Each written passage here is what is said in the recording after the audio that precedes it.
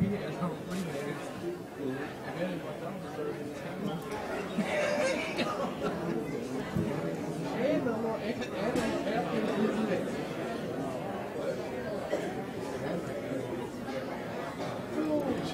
Christ.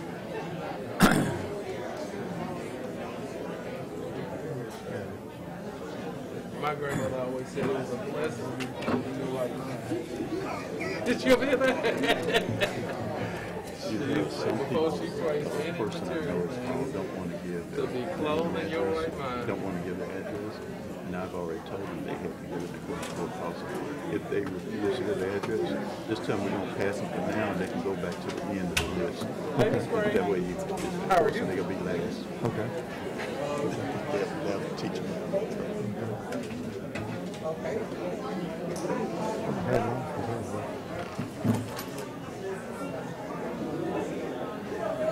Okay.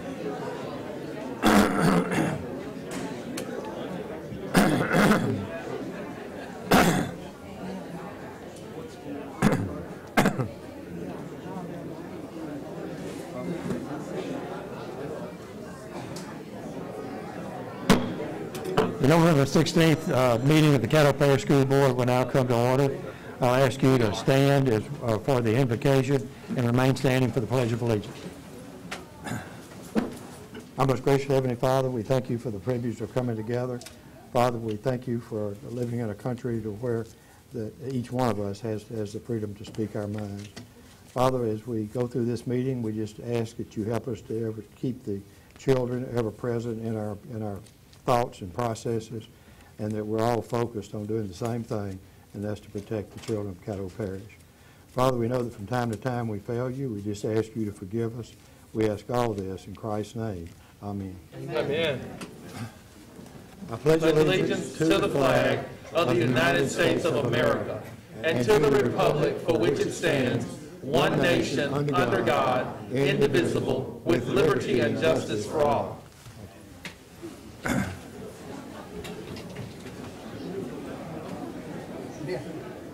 Board members, please register for the roll call.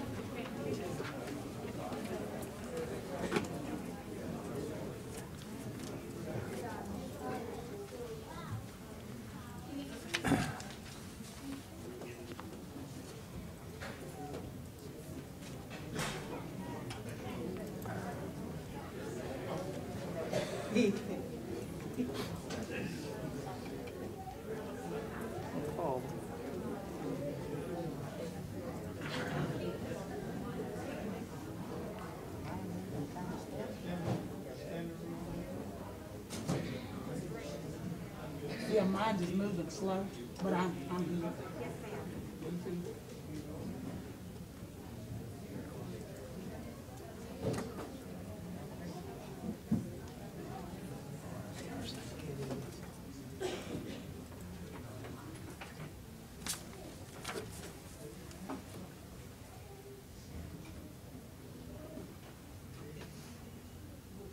Okay. Moving to item 2.01 on the minutes, are the minutes, for consideration of the minutes for the October 5th and October 9th Caddo Parish School Board meetings. Mr. Dixon? I make a motion to adopt the minutes from both meetings. Okay, I have a motion. Do I have a, Ms. Bell? Second it. Okay, I have a motion and second to accept the minutes of the October meeting. Would you please vote?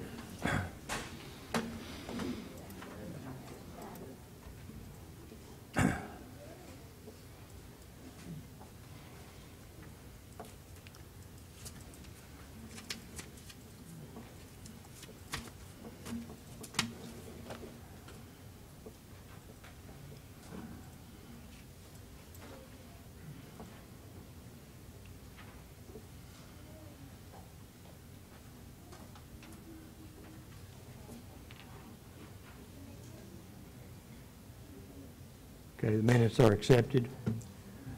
Dr. Gorey? Thank you very much, Mr. President. At this time, I'd like to invite Charnay McDonald, our Director of Communications, with presentations for tonight. Thank you, Dr. Gorey. Good afternoon, board members and audience. We have a couple stories to feature today to give a good view of some things happening around our district, all in a video wrap-up. All the stories are introduced by an adorable student host, and it'll touch on achievements from students, principals, and impactful organizations.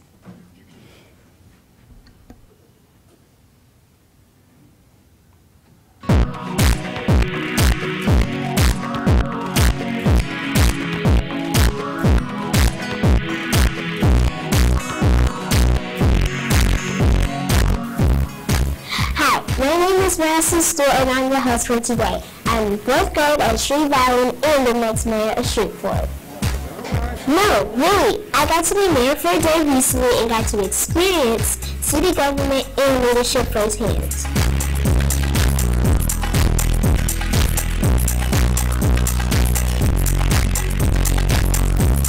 Today we can tell you about some cool happenings across Caddo schools. We start by congratulating our 2021-2022 National Med semi-finalists. These students are a part of a very small percentage across the country who earned this recognition. Let's meet them.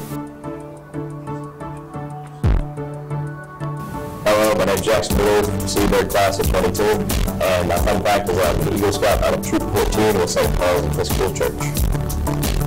I'm William Bryce, and I backpacked Collegiate Wing this summer. My name is Luke Kritzel, and my fun fact is that my instrument of choice is the piano and guitar hybrid instrument from the 1980s, the keytar. Hi, my name is Katie Crumpton, and I've been a member of 4-H for 9 years.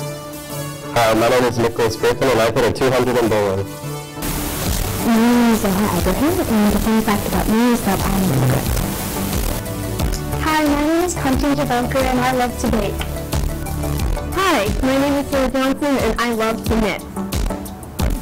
Hi, my name is Hannah McGuire, and I have over 40 houseplants. Hi, my name is Ashini Modi, and I have a vegan food blog. Hi, I'm Abigail Nicholson, and I live across the street from my principal. My name is John Nelson. I read the terms and conditions. Hi, my name is Johanna Sacheva, and I drive a 6-wheel. My name is Gary Sawarosh, and my fun fact is that I'm a national team member for the YMCA of Northwest Louisiana swim team, and I'm also taking a 200-level math course at LSUS simultaneously with high school. My name is Carson Wall, and I'm the president of the Louisiana Association of Student Councils and Student of the Year for Northwood High School. Hi, I'm Jonathan Wooley, and I've been playing soccer since I was 6 years old. My name is Evelyn Zhang. I've been a competitive swimmer since I was 5.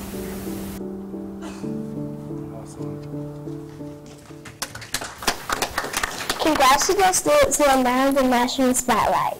Next, we get to meet our amazing district-wide principals of the year. Take a look. My name is Lamar Glory, and I have the pleasure of serving as superintendent of Caddo Parish Public Schools. Today is one of my favorite days of the year. Today is the day where we celebrate our district principals of the year. We started our morning by celebrating the amazing Casey Monero, principal of University Elementary School. The best way to show our appreciation is for you to represent our entire parish as our elementary principal of the year. When I think of a principal who embodies everything of a quality educator, from not only providing those academic skills, but supporting the entire child, Casey certainly comes to mind. And first and foremost in my heart and soul and mind is to show the kids that caring is the most important thing you can do, and that helps you be a better person and will help you get far in life if you care about others, and you know, that helps them care about their family and their school and everything that's going on in society, and it's just really important to me. I love my kids, and I love seeing their smiling faces, and I love seeing them run up to me and hug me, and I'm so honored and just so excited for this opportunity, and I really appreciate it. I can't believe it, but I'm principal of the year!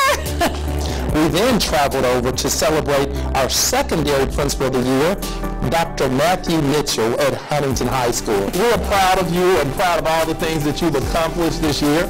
It seems like just a few years ago when we gave you a basket like that one, we brought you another one, because now you are our high school principal of the year. In the midst of a global pandemic, Dr. Mitchell has grown everything at Huntington High School, from the graduation rate, the ACT scores, and even the size of the student population. Man, I'm just really excited. We really try to work together. We put a lot of work in. There's been a lot of uncertainty, a lot of questions that needed answers and still need answers, in the midst of this pandemic. So just having a strong team that works together to solve problems and make a great school environment and, a great high school experience for our students is just the best. So to get this award, I'm surprised, but I'm definitely thankful, for getting it and for the team and the people I have working with me. When I think of the two leaders that we celebrate today, I think of true legacy work. I truly believe both these leaders are putting things in place that will live long past their leadership. They are truly a part of why we're proud to say we are proud.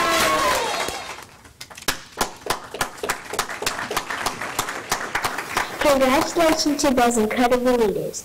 Finally, we end by acknowledging Southwood High School's Dads on Duty.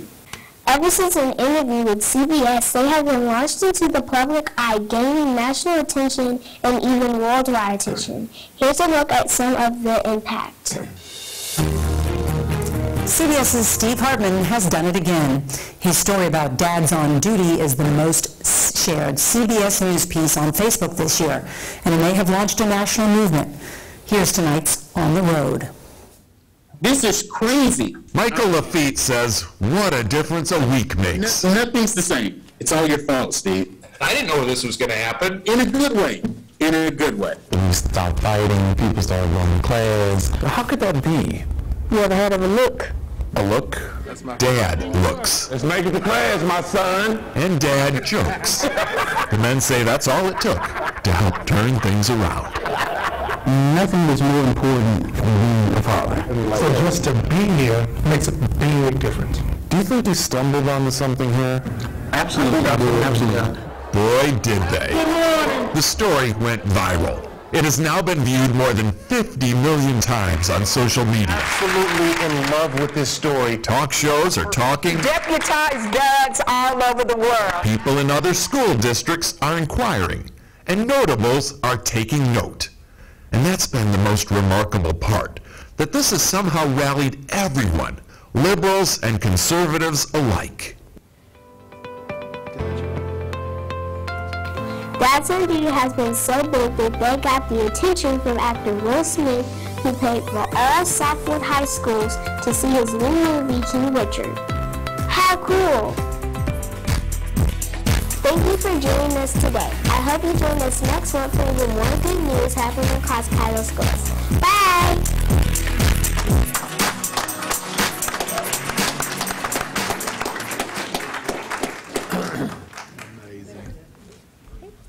We're grateful for all of the stories shared today, and that wraps up our recognitions for today. Thank you. Amazing job. That moves us to the next item on the agenda, agenda number 302. Mr. Nations, did you have a comment? I thought we were going to wait on that until time for that particular motion. Okay. Okay. Well, we're right now we're on the visitor section. Okay, that's fine. Okay.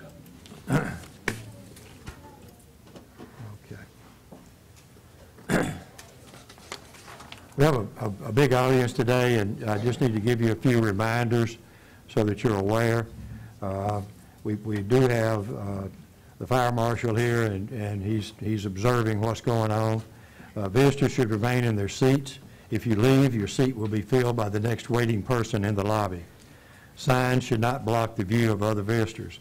As this is a meeting for the purpose of a public body to conduct business, outbursts will not be tolerated. Individuals wishing to speak should fill out a speaker card and wait for their name to be called during the visitors section.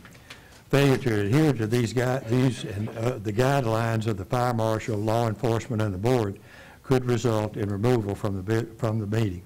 Interested individuals are still able to watch the board's meeting by live stream. Caddo Parish School Board welcomes your input and comments made during the visitors section. When your name is called, please step to the microphone, give your name and address, and make your remarks to the board. Please limit your comments to no more than 3 minutes. The clocks and the monitors will help you be aware of your time. When the time runs out, your time is up. It is the board's policy not to respond individually to members of the audience. When appropriate, the board may refer concerns to the staff to be addressed. As this is a public meeting, we ask you to refrain from referring to personnel by name or incident, and in accordance with the school board policy, derogatory statements about or directed at a school board member, any employee, or any other person shall not be allowed. Thank you. We do have some people who have requested to speak on something other than the mask, and because it's so few of them, we're going to call them in the order that their requests were received. I have Marvin Mohammed.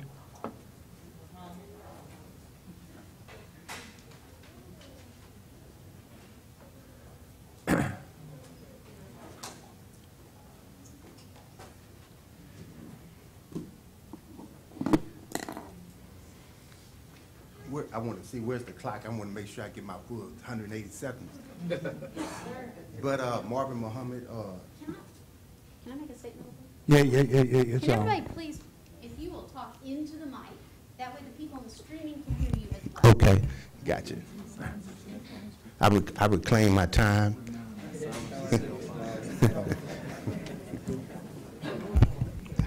Marvin Muhammad, 2550 Thomas E. Howard. I stand today before you to speak about what I believe is a daunting problem in the district of Caddo Parish. From my studies and research, I see that we are producing two end results. My spiritual father, the Honorable Minister Louis Farrakhan, teaches me that he who gives you the diameter of your knowledge prescribes to you the circumference of your activity. In the program of study in Caddo Parish, and I'm going to use 6 of our community institutions as my examples. Those examples are C.E. Bird, Captain Shreve, Caddo Magnet High, Green Oaks, Woodlawn, and Booker T. Washington. And because I only have 3 minutes, I'm going to try to be as succinct as possible. First of all, I'm as insulted as a taxpayer and a parent. At C.E. Bird, Captain Shreve, and Caddo Magnet, and this is not to speak against those institutions of great learning in our district. But those 3 schools have what is called a seal of biliteracy. A seal of biliteracy. At those schools, they are taught advanced foreign languages. The seal of biliteracy is attached to the student that is matriculating through the educational system after they have reached, if you will, excellence in 2 or more foreign languages, including sign language. They then have to take a advanced placement test and also a international test to actually get this seal. And at this time, a seal is placed on their diploma. That seal, that program of study, from French 1 to French 4, Spanish 1, 2, 3, 4, Greek, Latin, Russian, German, taught us these institutions. While at Green Oaks, Woodlawn, Booker T. Washington, our students don't have that advantage. We are creating one student to be great and to be excellent, and we're teaching another student to be mediocre. I'm going to say that again. We're producing 2 different students. Let me continue. We also have in the district what is called capstone AP. Again, that is at C.E. Bird, Caddo Magnet, and Captain Shreve. At the three former institutions, that's not there. At Huntington, and I'm gonna add this if you will, it is a business and law institution, they say, but they don't teach statistics, they don't teach probability, they don't teach economics. Why not? They teach these courses at E. Bird, they teach these courses at Captain Shreve, they teach these courses at... Mr. Mohammed, your time is up. Can I request one additional minute? Well, closing. Closing, thank you. The Caddo Parish School District cannot continue producing two different students. We have two programs of study for our institutions. And as I close and take my seat, there's a mantra. I heard it today. It says that we are Caddo. I ask you, who is we? Surely not the students. Okay. In the urban core. Thank you. I appreciate you coming. Thank you.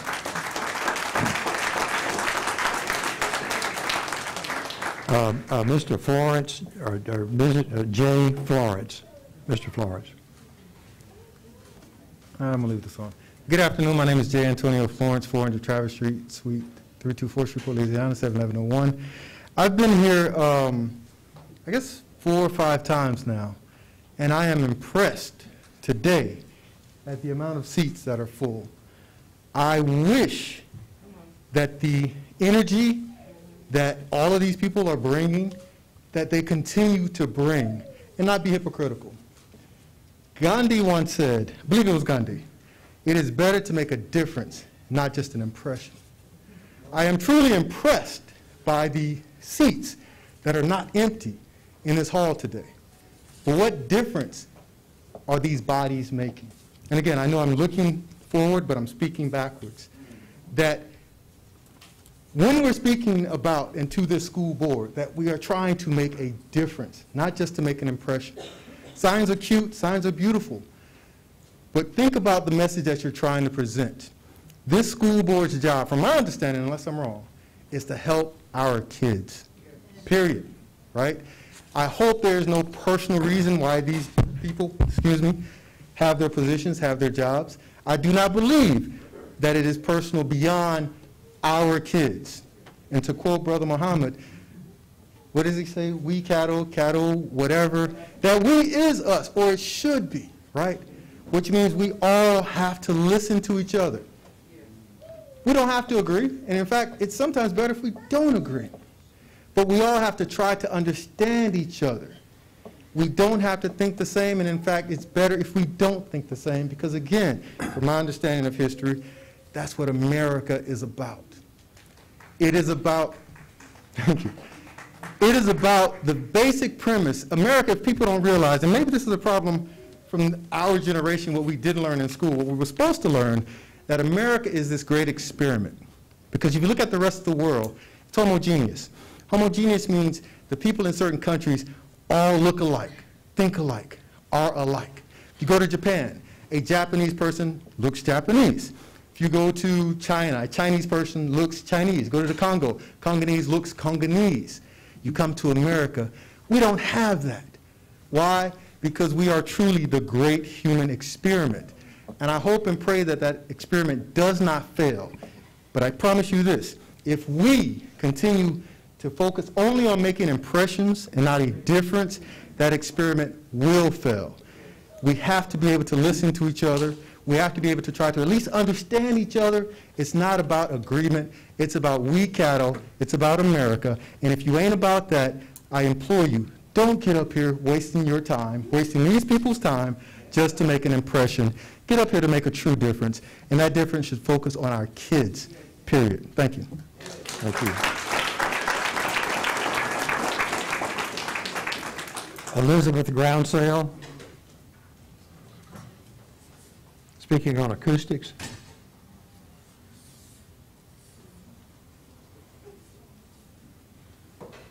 Thank you very much for allowing me to speak this afternoon.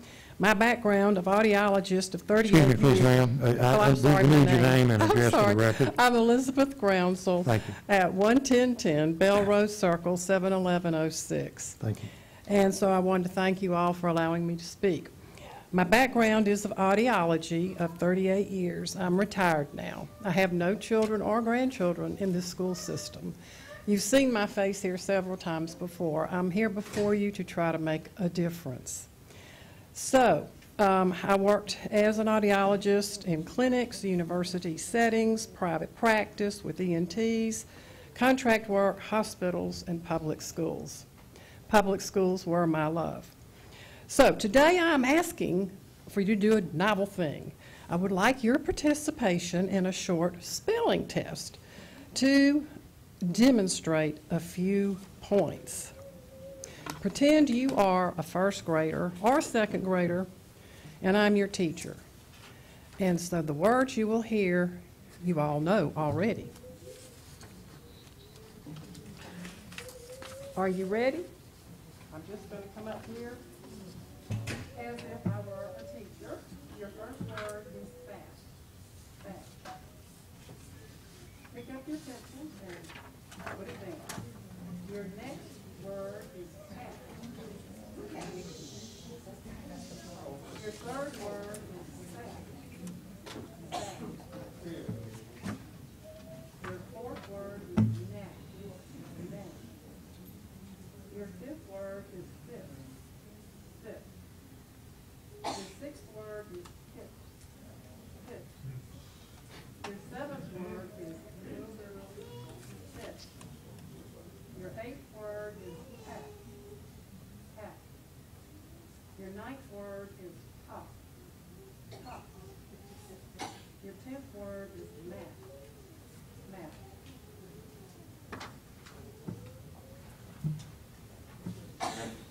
Now, back to the podium where we're amplified. Okay, so let's let you have a chance to actually hear and grade yourselves. And of course, you know, if you get 60% or less, you and the child fail. So the spelling of the first word is F-A-T, fat. Second word was pat, P-A-T, pat. Third word was S-A-T, sat. Fourth word was N-A-P, nap. Fifth word was S-I-T, sit. Sixth word was P-I-T, pit. The seventh word was F-I-T, fit. Eighth word was T-A-P, tap. Ninth word was T-O-P, top. And your 10th word was M-A-T, mat. Score yourself. What is the cure? All right. May I ask for one more minute? No, that's it. I mean, what? That's it? I think your point's been well made. Do I have another minute? No. No? No. Thank you for your participation. I hope this helps you understand many issues.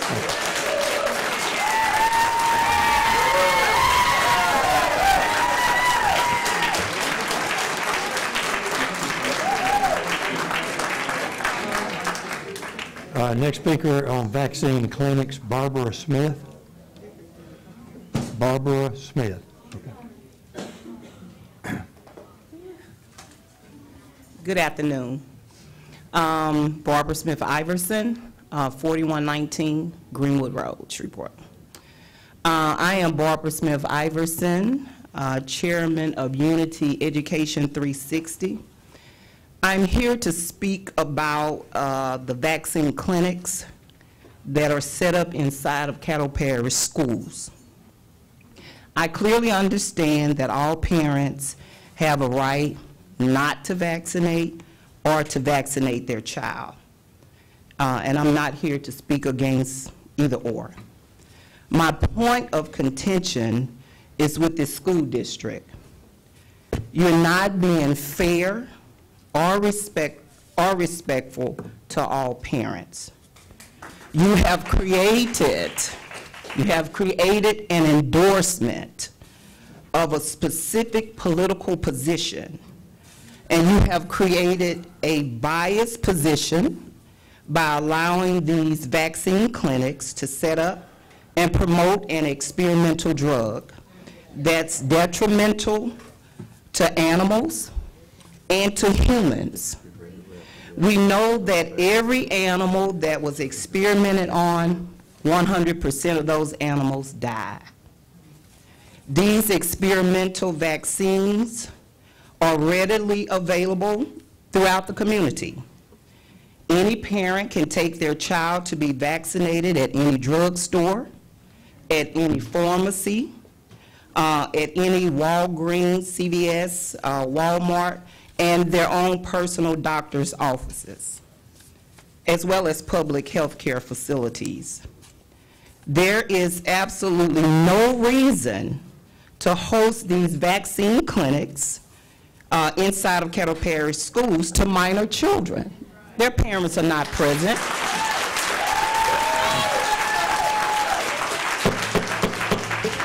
I've asked you to show some decorum while somebody is speaking. Oh, they're fine, they're fine, Well, they're no, fine. No, ma'am, Ms. Robson, they're not fine. Yeah, to me they are. Okay. I speak today for the anti-vaxxers.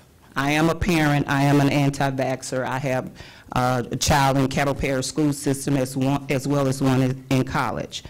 And a lot of these parents, teachers, and administrators, they are afraid to speak up because they will be retaliated against, and rightfully so. We do not follow Dr. Fauci, the weirdo, by telling us to be vaccinated. As I stated earlier, we practice natural immunity. I am asking Caddo Parish, out of respect for the parents, out of respect for the students who are anti-vaxxers, to remove these vaccine clinics out of these schools. The parents, once again, are not present, and you do not have a right to make a decision for a small amount of parents and disregard the other parents. We are anti-vaxxers, and I say, as Mr. Muhammad said, we need to really stop the slogan, "We are Caddo." We're not Caddo when we're not inclusive of all parents. Thank you. Thank you.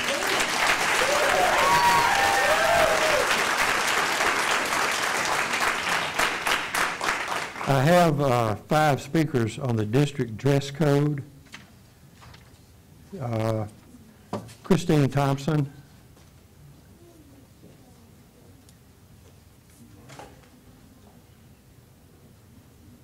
Renee Williams.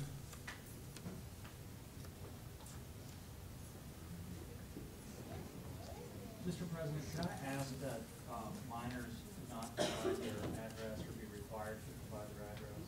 No. I think it's a safety concern.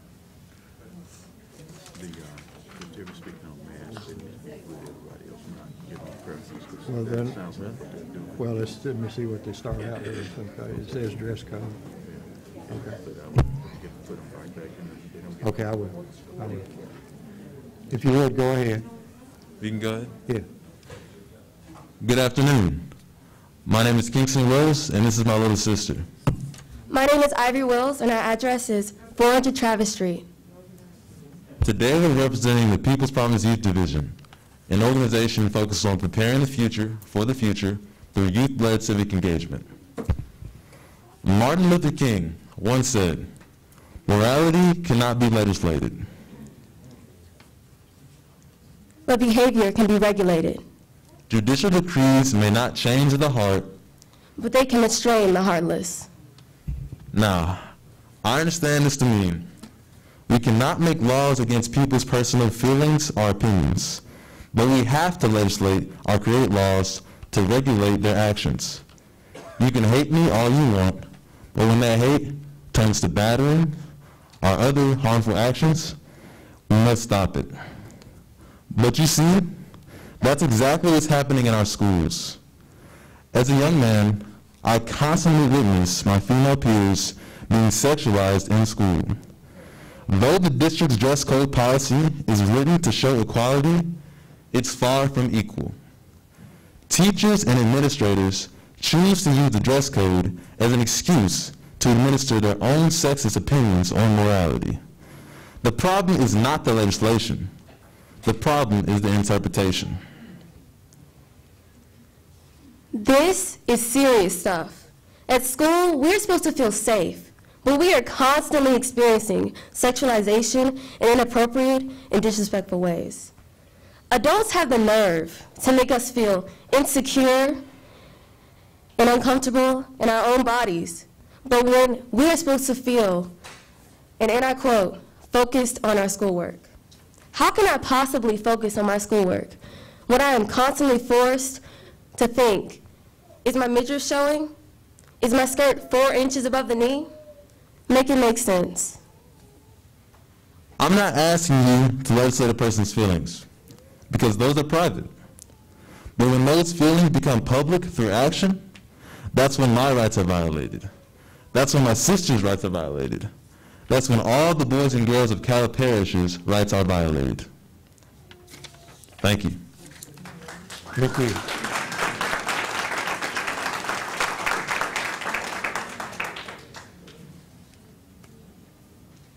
Okay.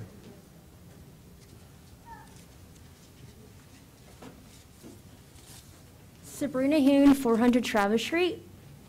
Michaela Turner, 400 Travis Street.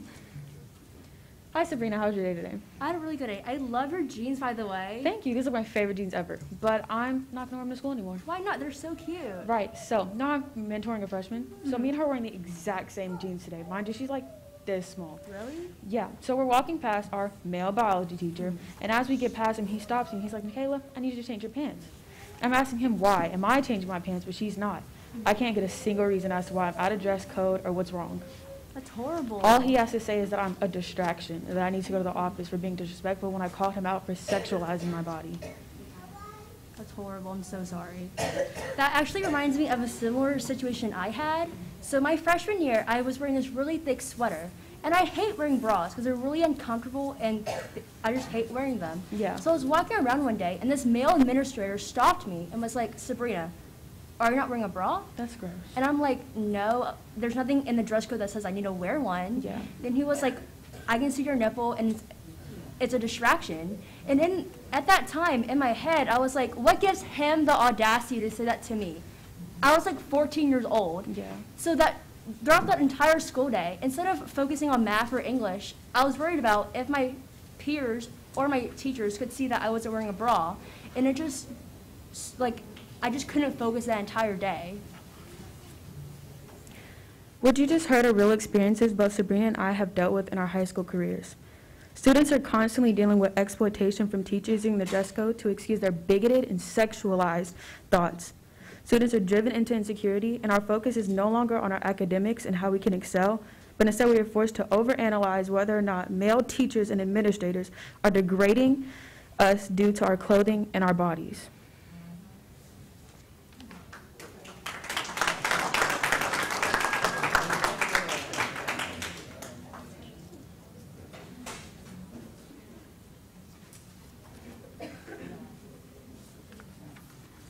Good evening, my name is Renee Harris and my address is 400 Travis Street. My name is Kirsten Thompson and my address is 400 Travis Street. For days, we've been thinking about possible solutions to these problems you just heard. Having uniforms is not the solution. Getting rid of the dress code completely is not the solution. The solution is to stop asking females to accept the amount of ignorance and unnecessary sexualization they face at the hands of administrators at their schools. We're asking that those who excessively sexualize female students be corrected using teacher workshops and additional training if necessary. The problem lies within the teacher's ability to comfortably call out female students about the vulnerability of our private parts. You've already heard the personal accounts of these young women. Your job is to prepare them for what's to come when they begin to experience life on their own, not to chastise them about their shoulders or the 4-inch rule. We're just kids. We're supposed to be the most precious and protected that you have. And when I say this, I don't say it with the intent to objectify us, but to get you to simply understand that restricting our reasonable and safe ways of self-expression is simply idiotic. School is supposed to be a safe place for us, and so is the dress code, but it's no longer in line to protect us, but to justify administration in their comfortability and over-sexualizing young females' bodies. We shouldn't have to have our creativity limited because of what people have failed to teach their grandsons, their nephews, and their sons. We're openly looked at by grown men and boys all day, and we shouldn't have to suffer from what they failed to do, which is develop manners properly. We know that this can be a very difficult and controversial issue. Well, how do I say this? To safely attack. So for right now, we simply ask one thing. That you encourage the teachers to be proactive rather than reactive by meeting with us soon to discuss the abuse of the Caddo Parish school dress code. Thank you.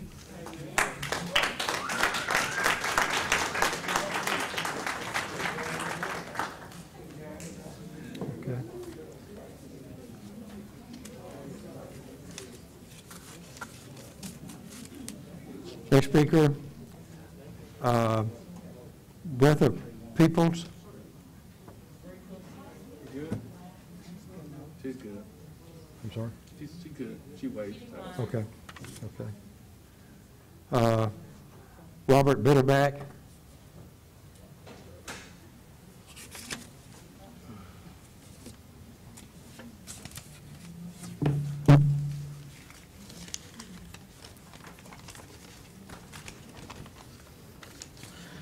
How are y'all doing? Robert Bilderback, 123 Sesame Street, Shreveport, Louisiana. I come here today with one key question. Is there anyone sitting at this horseshoe that does not believe public school children should have the same opportunities as private school children? If not, please raise your hands. You know, growing up, I can still remember being told you cannot believe everything you hear and that actions speak louder than words. Well, it's time for y'all to be held to those same standards. For weeks now, private school children have been able to go to school without having to wear masks in the classroom. In fact, most parish school boards in the state have done away with this lunacy. As a result, we have not seen an increase in COVID cases in children or adults. In fact, we've seen just the opposite. We've seen a decrease. John Bell Edwards has been one of the most overly cautious people when it comes to COVID, and he announced just the other day that Louisiana now has one of the lowest COVID rates in the nation. According to the American Medical Association, the typical standard for herd immunity is around 70%. The CDC shows that only 48% of Louisianans have been vaccinated, so the vaccine is not responsible for these low rates. Most of us have already caught this virus. We already have the antibodies. Masks no longer work. Go back, excuse me, for just a second. I appreciate the signs. They're great artwork and so forth, but you're blocking the view of the people behind you. So please show a little respect. Oh, they're lower. I mean, they're good with me. Well, you can go ahead now. Thank you. So, now I've lost my place. Okay. Yeah, I'd like my time back, please. You've got the time. So y'all don't have to take my word for it. All you know it to be true. If you did not, you would all still be wearing masks. If you did not, you would all still be wearing masks in public and not just in these forums like this. So now I ask you, will you continue to force children to abide by the standards that you all do not follow yourselves outside of the public eye? Remember when I said actions speak louder than words? Well, as we saw in those photos, some of y'all's actions don't match your words. We've seen you in public, we've seen you around groups of table and people within 6 feet not wearing masks. Stop doing this to children. It's child abuse, it's incorrect, and you're setting a bad example. It's time for y'all to live by y'all's own standards. Thank you.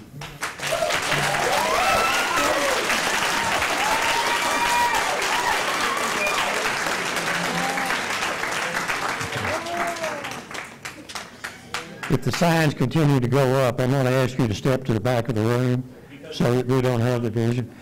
So we're not interfering with everybody else in the audience.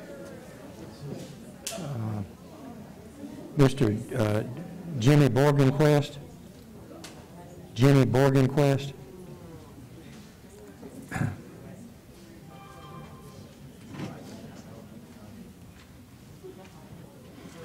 My name is Jimmy Borgenquist. I live at 2584 Crepe Myrtle Street, Shreveport.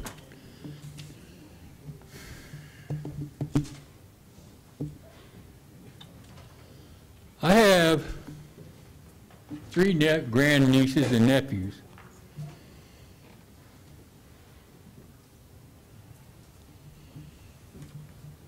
My grandnephew is 4 years old, and he is made to put a mask on. A 4-year-old child, a little boy. And it's happening everywhere. I don't know how anyone in their right mind can think that's okay.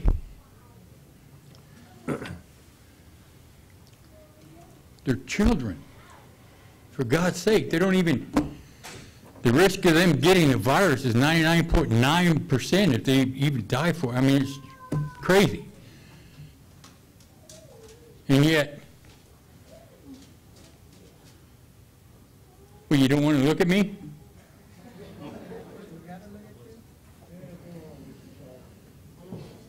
Y'all done stirred up a big hornet's nest out here. But I'd just like to say one thing. I just come up here to say one thing. Anyone that would make a 4- and 5-year-old child wear a mask, this is what it is. Straight up, 100%. I don't care who you are. If you can't see that, you shouldn't be on this board.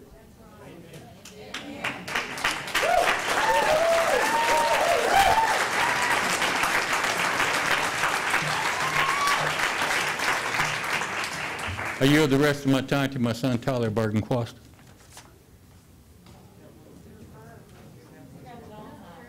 Katie McLean? Oh, I'm sorry. Katie McLean?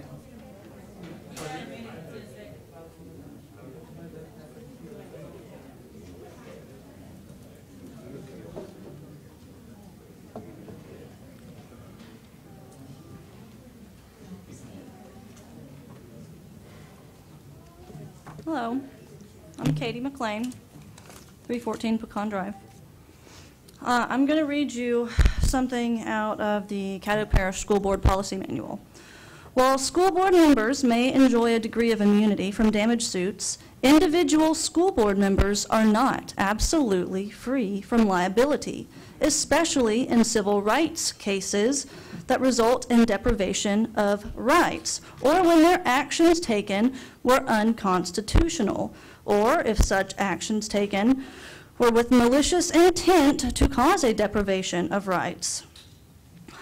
I'm also going to read you an excerpt from one of my favorite historical documents. Congress shall make no law respecting an establishment of religion or prohibiting the exercise thereof. These are everyone in this room's, well, most of them's, religious exemptions to the mask mandate. So if one of you is going to be rejecting these exemptions, I'd like to know exactly which one it is. Here, I'm going to bring these up front for y'all. Will you please deliver that to Mr. Ulbrich?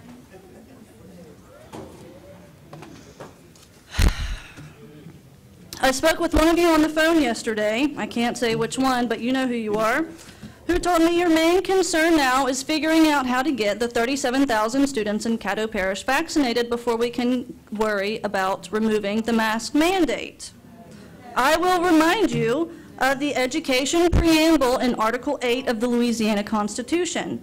The goal of the public education system is to provide learning environments and experiences at all stages of human development that are humane, just, and designed to promote excellence.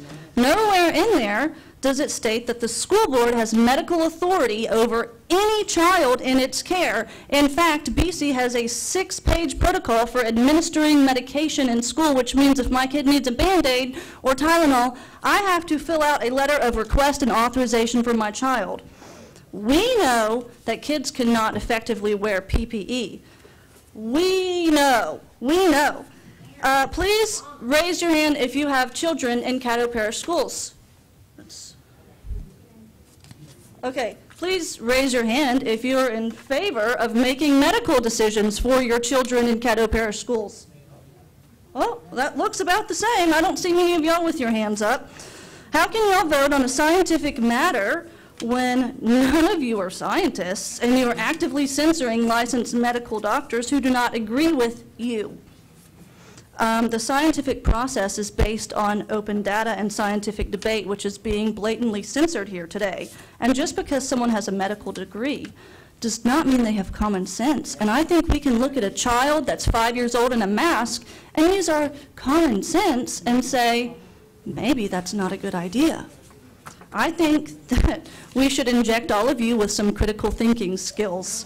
In fact, why don't we mandate that?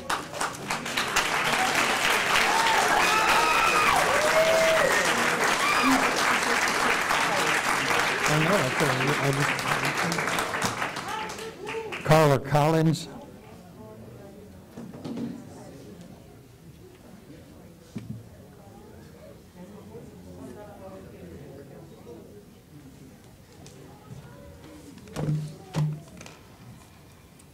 Good afternoon. My name is Carla Collins. I live at 2929 Sycamore Street, Shreveport, Louisiana. Okay, and so it begins. We are Caddo. For you guys, it should include a question mark. Because we, the people of Caddo, are patiently waiting for y'all to flip the switch from off to on and be about Caddo's business. Not just about the monthly deposits that go into your financial institutions, but to be about all the children, okay? You guys want to mandate vaccines, and we want to mandate you guys to do the job that we elected y'all to do.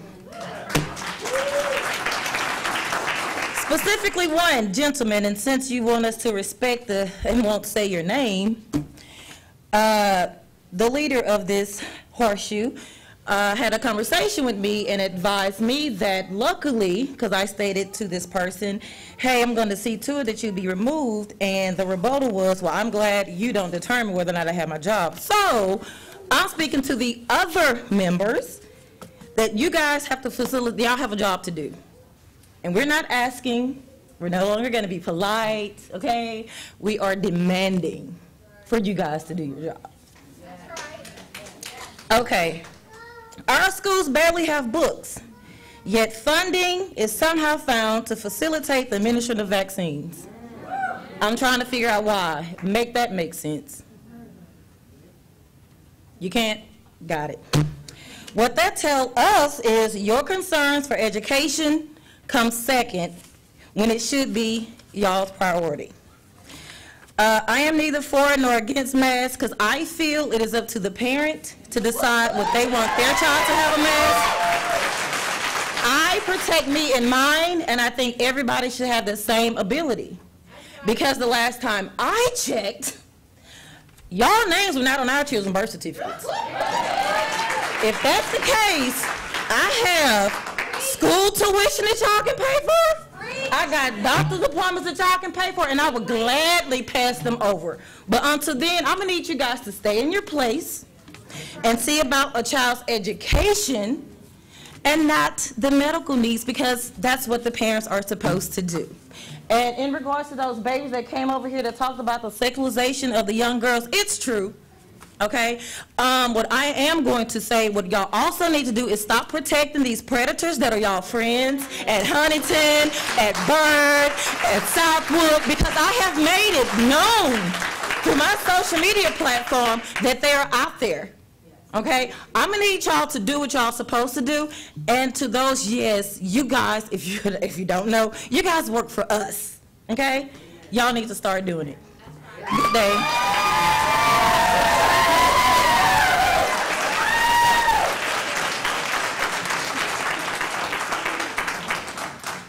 Rogan Hale, Rogan, I believe Rogan, Reagan Hale.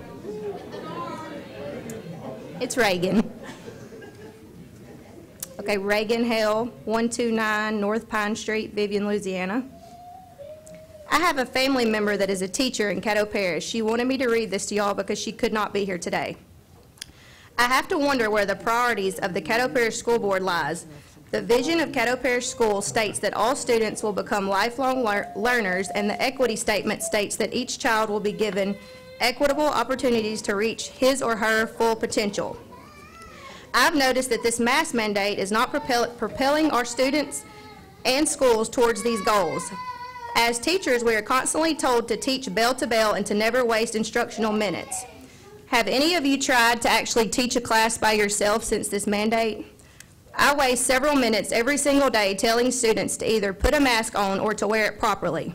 When you add up all of this time correcting students over a face covering, we are wasting days of instructional time. I am in a high school making these corrections, so I honestly can't imagine how much time is wasted in an elementary classroom. I am also compelled to think for a minute about how much time, effort, money, and research has been done or spent by this board over this mask mandate. I wish that this board would put that much dedication and effort into educational strategies that will actually help students and teachers reach these goals that Caddo strives for. I am watching these test scores and knowledge levels of students fall because of this pandemic. Let's not make it worse. Let's remove the barriers and provide every student equitable opportunities to reach their full potential. Okay, this is coming from me. I have a friend that sent a confidential email to all of you board members, and one of you told another citizen what her email said. That is extremely unprofessional and unethical. You know who you are, and all you're trying to do is divide us parents. You should be ashamed of yourself. I really hope and pray you make the right decision today when you vote. I hope you let us parents decide whether we want our children to wear a mask to school or not. They are our children, and it shouldn't be your decision or another parent's decision on what our children do. Even if the mask mandate is kept in place, us parents will not stop. We will not go away. We will fight harder. And the fact that the president won't even make eye contact with us is disgusting.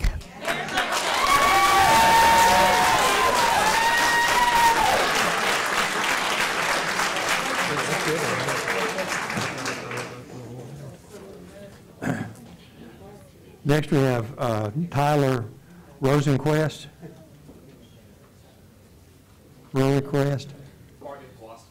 Thank you, sir. You said it right the first time. I had better handwriting, though. Hello, everyone. My name is Tyler Bargainquast, 2584 Shreveport, 71118. Thank you all for holding this meeting. I know it's a lot of work to be up here in front of y'all. I know it's a lot of hate headed y'all's way, but y'all have a really big job. I have no kids, thank God, so far, because I would be a lot more angry in this hot seat right here, because it's just it's insane. I bet none of you guys wear masks on the regular, if vaccinated or not. It's I don't know. I had to wear one. I went to the hospital the other day, just broke my arm. They weren't even wearing masks in the hospital. Big sign on the door, got to wear a mask. Walked in there, patients didn't have masks on. It's, at this point, it's kind of just ludicrous that we're doing this. I'm actually the representative for the Caddo Parish Libertarian Party, and we definitely are against this in all the ways. Mask mandates are just, they're not being enforced like she said. Minutes to hours to days are being wasted telling these kids to put on masks, and why should they be? I've heard stories of kids being ridiculed for saying, for calling out teachers and administratives for not wearing their masks. And yet they're put in ISS. They're suspended from school detentions. And they don't have the right to talk back. But I do get a vote next election, who my rep is. And if something doesn't change, if he doesn't vote the way that I hope he knows he should, things are going to change. And I hope y'all realize that. I hope y'all aren't just doing it as a power trip at this point. And you realize that these parents are upset, very upset, and I would be too. And I don't know. That's really all I wanted to say. I understand it's a hard decision. I don't know what's making your decision. I really wish you guys would have these meetings not at 4 o'clock on a weekday. Maybe have like some special Saturday, Sunday event where, you know, parents who aren't working 9 to 5s, who actually care about their kids, can actually come out and speak. Because, you know, I've already seen parents had to leave because, you know, they have to go feed their kids. And I don't know. It's just something to think about, you know, take input from other places, hold meetings that people can actually attend. But that's it. Thanks for you guys' time, and I hope you all do the right thing. Thanks, guys.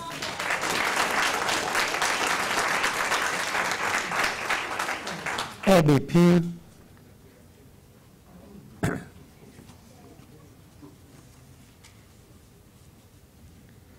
I'm Abby Pugh. I live at 10987 Cattail Point, and I'm 14 years old, and I attend Uri Drive Middle School.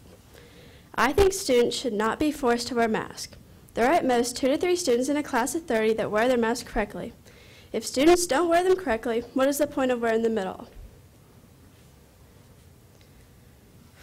If a student doesn't have their mask on their face, they will be scolded by the teachers, which is ironic since the teachers don't even wear them. Out of my 6 teachers, only 1 wears it correctly, which is unfair. One of these teachers is my PE coach. She forces us to wear it outside. Yesterday, I was forced to run extra laps because my mask was below my nose and mouth while walking outside. Another teacher forced me to put my mask back on while hers was nowhere in sight. My class has also been accused by our teacher of being cowards behind our mask. Masks have made school miserable at times, and they have honestly made me miss living in Texas. I think y'all need to open your eyes and realize these masks are doing nothing but hurting the students while making y'all feel safe. I will not be letting y'all dictate my life anymore, and so I will not be wearing a mask anymore. I didn't wear my mask today at school, and I was written up and sent home. They can suspend me and write me up as much as they want, and I do not care. I am not there to cater to anyone's fears. Thank you.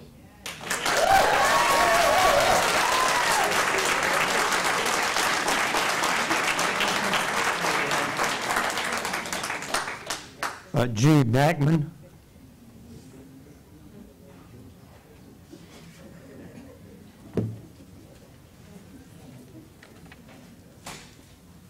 Okay. Jude Crackman, 401 Travis Street. Okay, so there's a quote from Theodore Roosevelt that I read. It says, "Patriotism means to stand by the country. It does not mean to stand by the president or any other public official," if that speaks numbers. Now, some of y'all said that masks have been working because the numbers are low. Yeah, we're not wearing them. How does that work?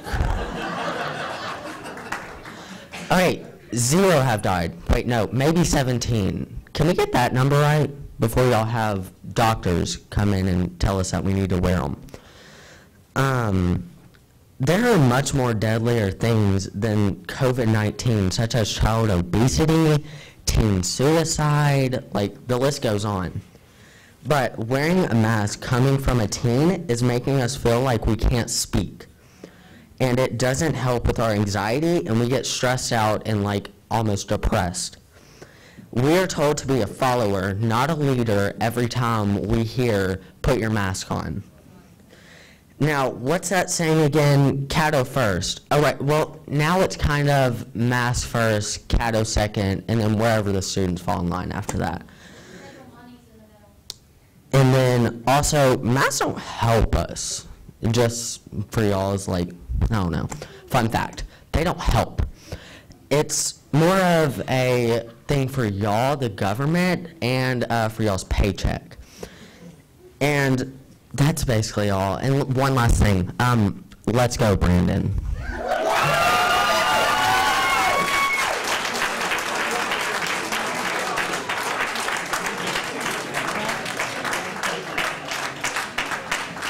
R.J. Johnson.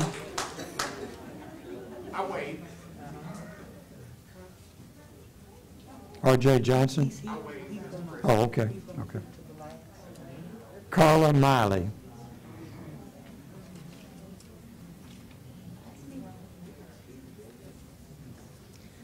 Hello, my name is Carla Miley, 6324 East Ridge Drive, Shreveport, 71106. I've spoken up here a few times before. One time I thought I did pretty good. Last time I didn't do so good. But here I am again. And like I think the majority of people behind me, we get up here because we have a desire to convince you of something. We think that, okay, this time when I'm standing up here, I'm going to get your attention, and they're going to look at me, and I'm going to say something that's going to change your mind. But I really believe, I guess at this point, I hope not, but that your minds are made up for some reason. And I don't know why. I don't know, you know, who's in charge, who's not in charge. I don't even know why I'm standing here asking you permission to send my children to school not wearing a mask. In 1951, the Civil Defense Department released a video, and a friend of mine and I were talking about why masks, why are we still holding on to the mask? And in this video, it was called Duck and Cover.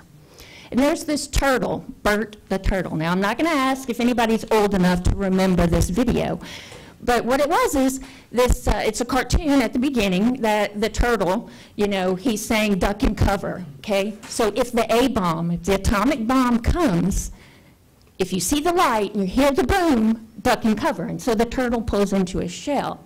And then you see videos and people, in, you know, kids in school get under the desk, get in the hall. You see people at a picnic, they pull the blanket and they put it over their head when they see, you know, the light from the atomic bomb. Well, thankfully, we did not have to experience that here. But that video gave society and gave people, all of us, because we want to do good, we want to do right, the idea that they could do something. You know, if the atomic bomb hit us, there was something we could do to survive. And, you know, they showed these videos in school, and they showed them, you know, on TV. But in reality, you know, it was futile. But it gave us a sense of camaraderie. And the mask, to me, has become that in a way. It's like either you're on this side or you're on that side. So it's no longer camaraderie, it's division. And early on, when we could get back out and about, I wore a mask. I was trying to be a good Christian, a good citizen, and a good customer. But knowing that it was not benefiting me or benefiting you. I'm a critical thinker. I could sit here and I could tell you the letters behind my name, and it really probably wouldn't matter. But the mask is not about health. Me wearing a mask does not help me. My immune system does, the way I take care of my body, the way you take care of your body. That's what matters. Health is about how we take care of ourselves. The mask is not about health. And if you're holding on to the mask so that you can then put that, well, you can take the mask off if you're vaccinated for the kids, that is so wrong. Thank you.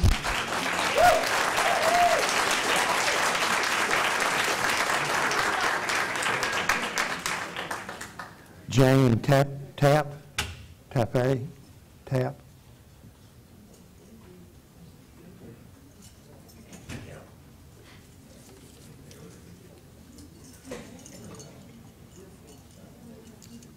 It's actually Jane Tappy. And I live at 1600 Pennsylvania Avenue. And here we go. Normally, I try to be a nice and a cordial person until you mess with my children and you don't tell the truth. And you guys have done both of those things. You've had people at this podium right here that are being presented to us as giving us credible information, and that is just not the truth. And in the light of that last meeting, where you guys are obviously going to act and behave like that by bringing those people and speaking those words, then we're going to have to call you on it. I'm speaking to all of you, but especially to a certain few. I want to point out that any of you up there that have the letters in front of your name that call you a doctor, there seems to be some confusion. You are not a doctor of medicine. None of you. You have no business trying to tell us how to take care of our children or our grandchildren from a medical perspective. You're not qualified for that. What we do need you to do is to behave like our neighboring parishes, school boards, and states are doing. Leave this decision to the parents. Make that our option. It's not your option, it's ours. If you had already done this, we would not all be here tonight. In the same vein of speaking the truth, a couple of you in the past few meetings have admonished us so as to make sure that you are treated with respect. I'm sorry, just because you sit behind that desk, you don't automatically earn that respect. Doing your job, your entire job, based on the needs of our children and not on anything else earns you respect. Speaking out for what is right does earn you respect. Standing up when you know that masks don't work, earn you respect. Standing up against making our children wear masks when you yourselves don't, and we had a few pictures a while ago showing that, that earns respect. This is what earns respect. Doing what you say to do, not just telling our children to do it and you not doing it. Doing your job and doing it well earns that respect. Just telling us to do it will not make that happen. As a board, you are drunk on power.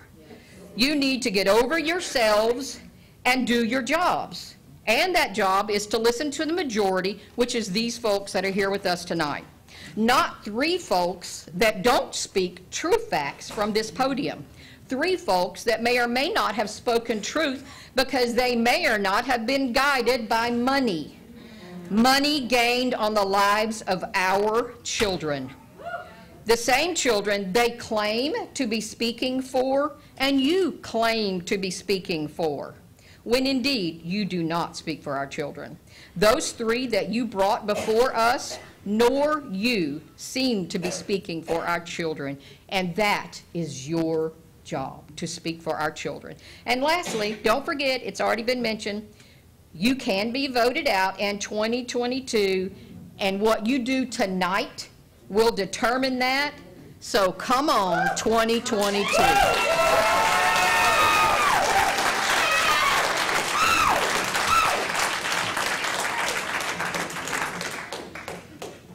Tiffany Graham.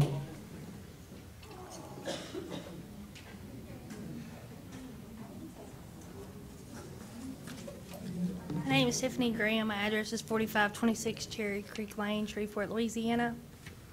I actually debated on speaking for the same reason. I'm not sure it's really going to do any good.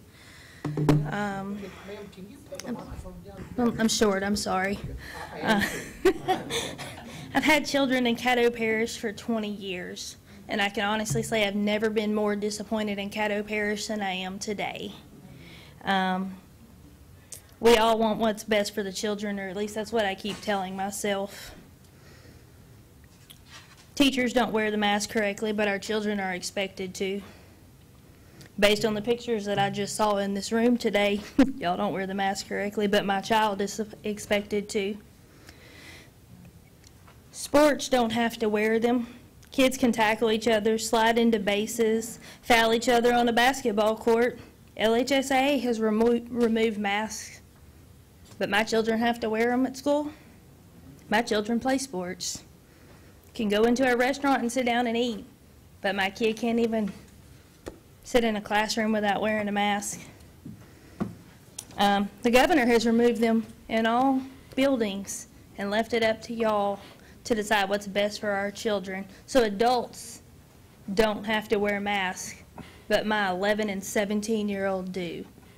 My child came home last week, had a stuffy nose, whatever. We went to Quick Care, was going to get a Celestone shot, and they said, "Have you had COVID?" I said, "I have." He said, "When?" I said, "In July." He said, "You have strep throat." I said, "You didn't even look at my throat." He said, "You have strep throat. It's running rapid." He tested me. I said, "Well, go ahead and test my son as well," because he was with me. We both had strep throat. I called the school. We stayed home 24 hours, did the antibiotics for 40, Called the school. She said, "Yes, it's running rapid." I said, "But wait, they wear masks. How do we contract strep throat when they're wearing masks?" Somebody please explain this to me. If your mask works and it's preventing anything for these children to wear it, why did my son bring strep throat home and give it to me? I'm sorry. I'm a firm believer in, if you want to wear a mask, then wear a mask. If you feel that's what's best for you and your child and your family, then by all means, please do so. But don't force it on these children. Don't force it on these families if that's not what they think is best in the best interest of these childs. These masks get dirty. They come home sweaty. My kid comes home from PE. He's 11. He's a big kid. He has ADHD. He literally chews on his mask. He takes medicine. He can focus, but he comes home and I have to give him a new one every day because he eats on it. I don't know why, but he does. He chews on his mask.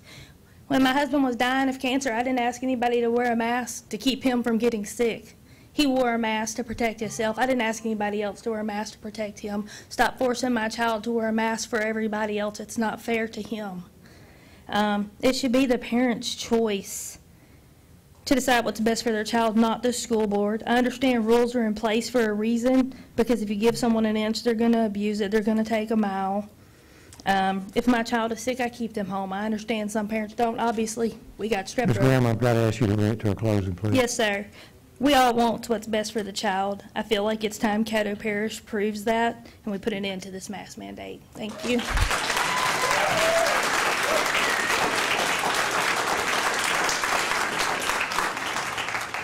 Brenda O'Brock.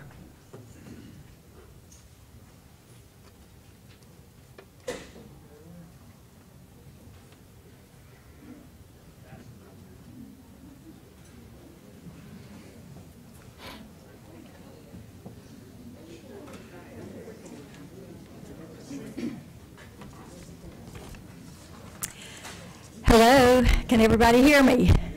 Brenda O'Brock, 248 Lake Point Drive, Shreveport. I have a handout. Who do I hand it to get it to all the board members? I was so glad that the lady mentioned the preamble. You're going to get a copy of it here. She read it. That's the Louisiana Education Preamble. Vote no on the mask mandates if you haven't got that across yet. I pray for your ears and your heart and your mind to be open tonight. This decision should be a parent's choice, not a government body mandate. Please refer to our education preamble for the state of Louisiana. It specifically mentions providing and promoting learning environments and experiences that are humane and just. It says nothing about mandating. Take note of that. Elementary physics makes it impossible for masks to work because of porosity and microstructure. The materials that most masks are made from have such large spaces between fibers, tens to hundreds of times larger than the coronavirus.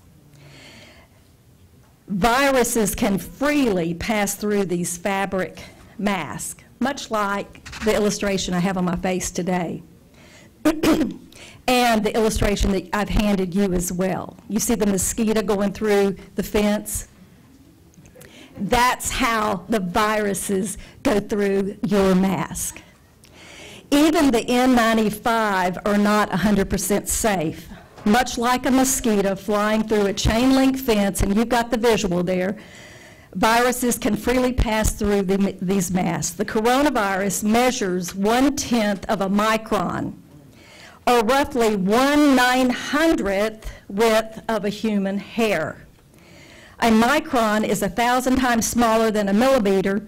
We are talking small, folks. Imposing a mandate for children or anyone to wear a mask for protection of such a nanoparticle is promoting a false premise.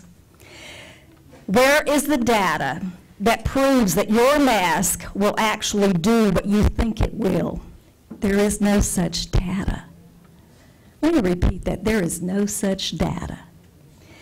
I have no confidence whatsoever in Anthony Fauci, but if you do, he said that masks were not really effective at blocking viruses. This was just reported June the 2nd, 2021. I have the link there if you want to look it up. Many public officials like Flip-Flop Fauci have issued claims unsupported by science. The Center for Infectious Disease Research and Policy have truthful reports about data not backing cloth masks to limit COVID-19. I hope you are considering other sources than big pharma and government bureaucrats so that our children will be able to live and move and have their being without false premises affecting their opportunity to develop to their full potential, as our preamble states. Why not teach instead of mask? Teach children how to have such a strong immune system. Bring it to a close. I will, thank you. So that when any nanoparticle, whether it is bacterial or viral, enters their sphere, they can kick COVID and every other germ. Thank you.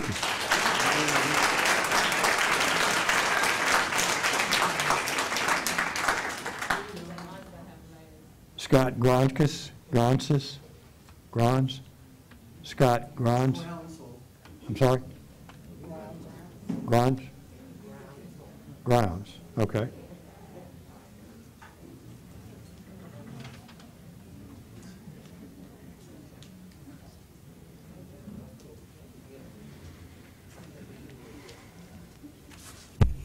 Scott Groundsel, 11010 Belrose Circle, Shreveport 71106.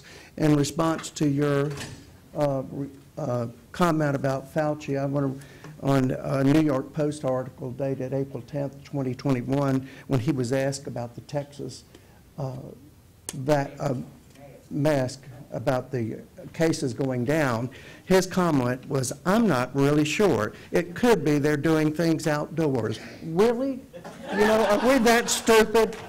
He declined to even consider the fact that perhaps masks are not effective at controlling the spread of coronavirus. Now, we just heard also, any scientist will tell you that no study can be done in a year to give accurate data. I don't know whether it helps or it doesn't help. You hear it on both sides, but the CDC says that if you wear a mask, it should be clean and you should not touch it. And the Moffitt Cancer Center even goes one step further and says if the mask touches any part of your body, you could be spreading the disease. Now, what kid is not going to touch the mask? We've heard it, so it doesn't make any sense that we require the children to make a mask. Now, I'm going to cut what I'm going to say short because my wife came up here, and what she didn't tell you is that she has a master's level degree on a scholarship to University of Alabama and worked for 35 years plus in audiology, hearing and hearing impairment and speech therapy. She didn't do this test to embarrass anybody. She did it to show you what children hear. And she stood in front of the microphone so you could hear it. And she was cut off because she had a response of what could be done to help the students, and you cut her off.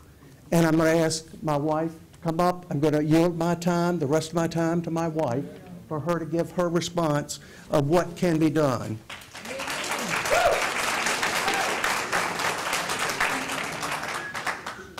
President Albritton, will you grant me that minute? Yes. Thank you. So what is the cure? If you'll remember the little test. Use some of the $500 million you have and mic up all your teachers and put surround sound in the classrooms so each child has equal access to the verbal word. If you are compelled to continue masking teachers and students, if you don't have to mask teachers and students, you will be more successful in your efforts to educate the children, and expensive classroom modifications will not be so necessary. Thank you. Thank you.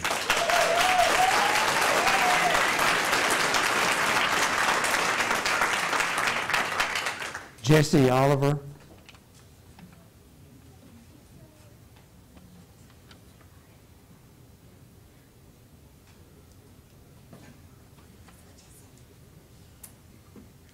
Hi, my name is Jessie Oliver, 404 Travis Street, Shreveport 71107.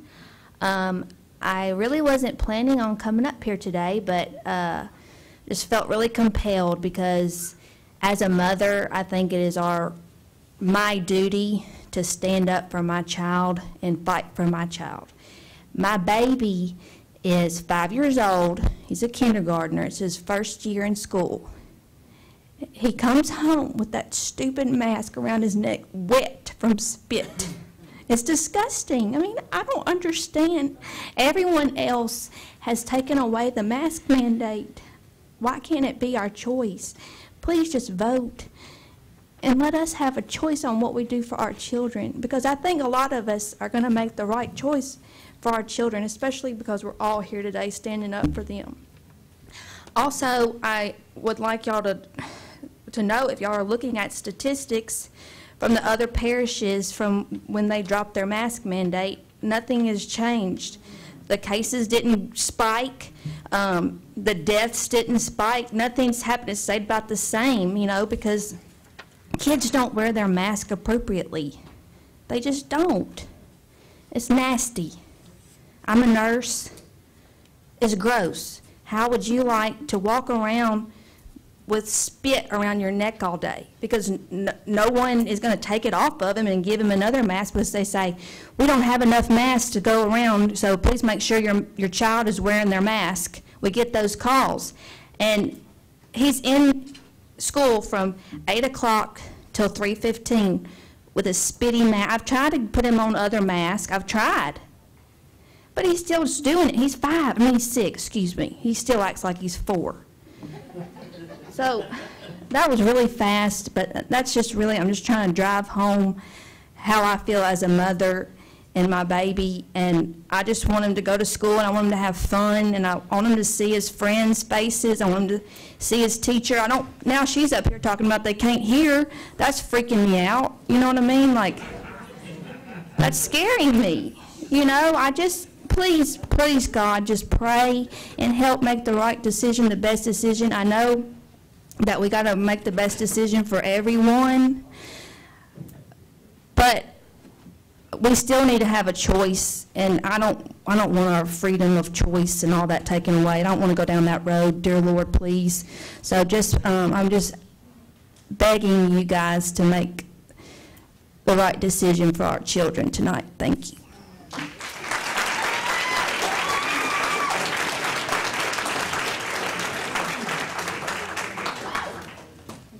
Paige Hoffbayer.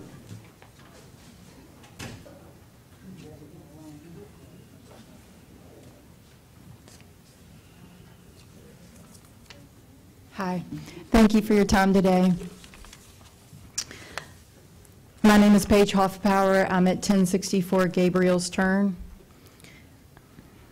I believe it's God's heart to allow freedom of choice to be the rule of the land.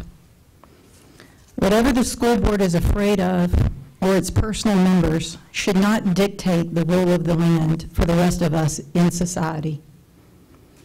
We are raising up children in the way they should go. We are not afraid of a virus that has come and gone and may persist, as we must continue to move forward in strides of freedom and grace extended to our children. There is no one else in our society that is being restricted more than them. It is not your job to protect them from all the matters of the world. It is your job to teach them and provide for a healthy teaching environment that allows growth and change. It's from this position I stand before you today, the position of questioning your moral judgment in the matter of COVID. If it is in our lives and our children's lives, if it is our lives and our children's lives at stake in this matter, we certainly did not hire you and your staff to intervene and make obstacles against us to allow for our growth to be stunted. People do not grow in sterile settings, and it is this very environment you are creating with the mask mandates. My advice is to extend the grace of parenting back to the decision-making of the household. If we feel the need to mask up, let us do it. If we don't, let us go forth with consequences that affect us and our families. You are taking away the rights of parents to choose, and fundamentally, you are taking away our rights as citizens of America and the legal guardians of our descendants. To this degree, you are trespassing on our rights. I call forth the rights of all who are presented in this room as witnesses that we stand on different opinions in this case. Therefore, you can't force us into a particular box. And you need to unlock our children and their parents into the freedoms to which they were given by God. Thank you for your time today.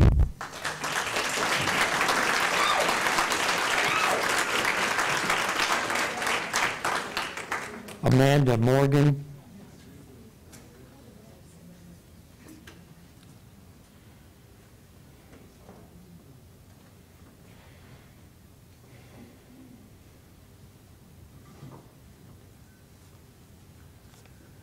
My name is Amanda Morgan, and y'all have my address listed. I choose not to say it out loud. But I'm here because I feel like many others, it should be the parent's choice as to whether our children should be wearing a mask or not. They've done this for long enough, and I know for a fact I have had teachers get on to my children for not having their mask up above their nose while the teacher's in the classroom with theirs off. They say they're sitting at a desk, they're 6 feet away, and they can do that. It's not right for teachers or leaders to not have their mask on and tell our children that they have to wear theirs.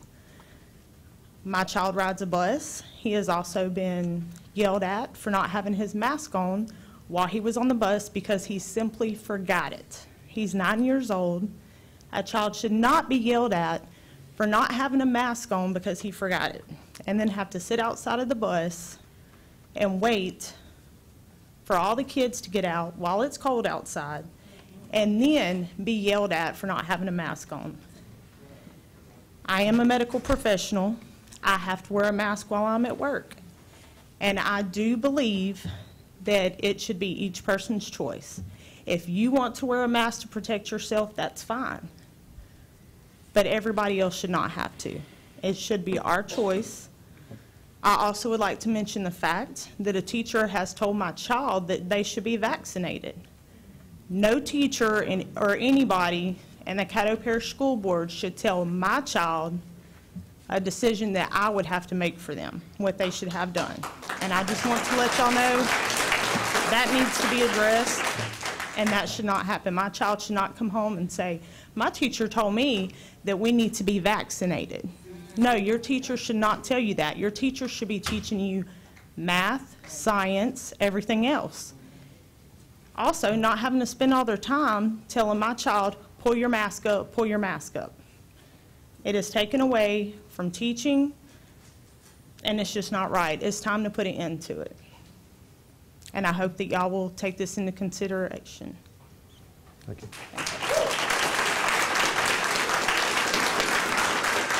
Mr. Rochelle. Thank you, Mr. President. If somebody would please get with her, I think it would be worthwhile to find out what teacher or staff member passed that on. I think that needs to be heard.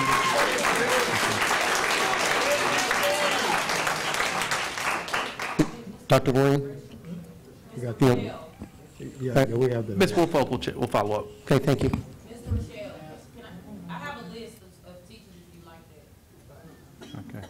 Landon Williams. Landon Williams.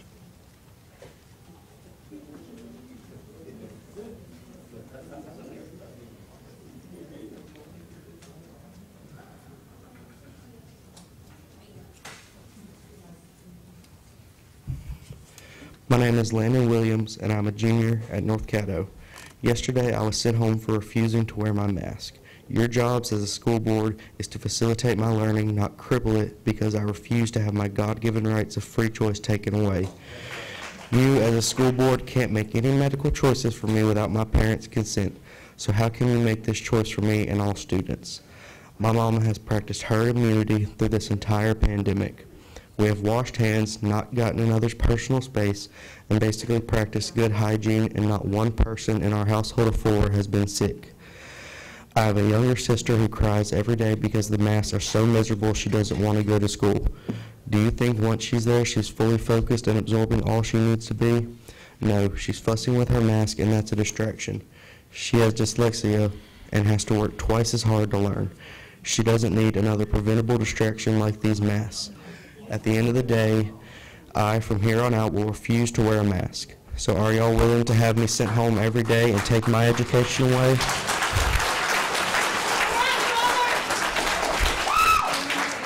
Because at home, I am not learning. Are you all willing to give up that money that comes with filled seats because you send me home every day?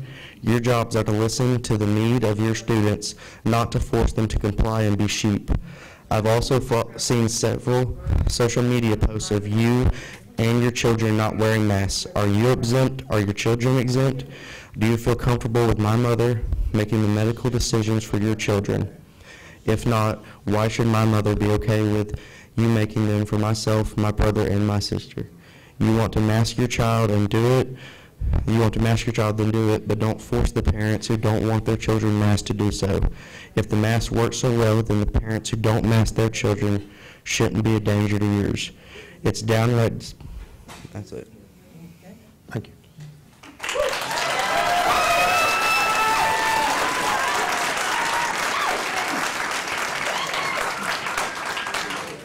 Chad Smith.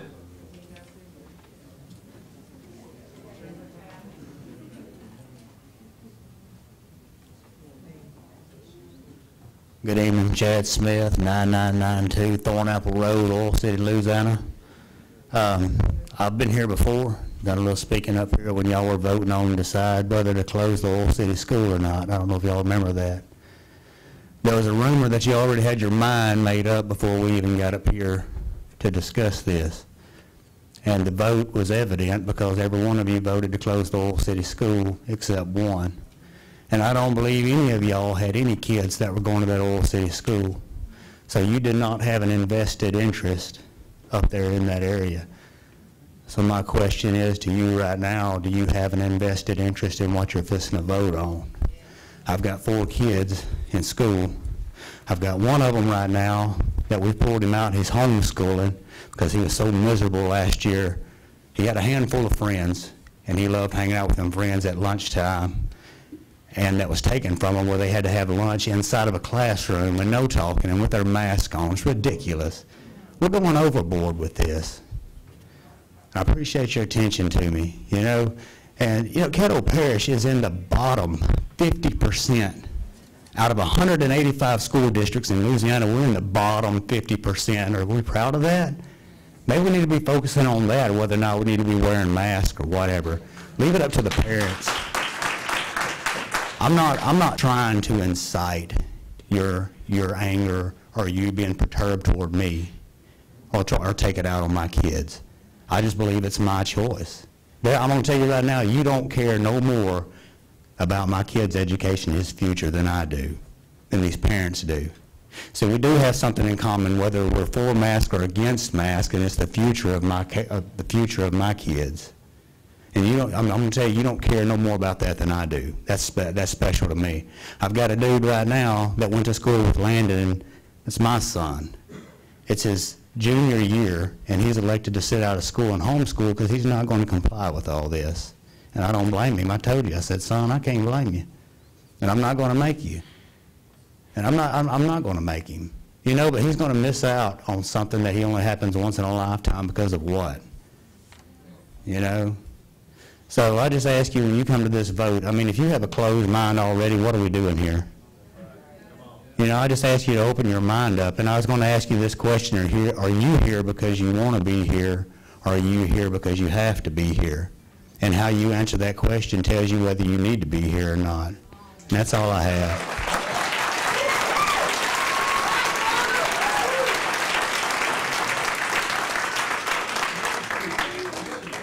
Jeannie Smith.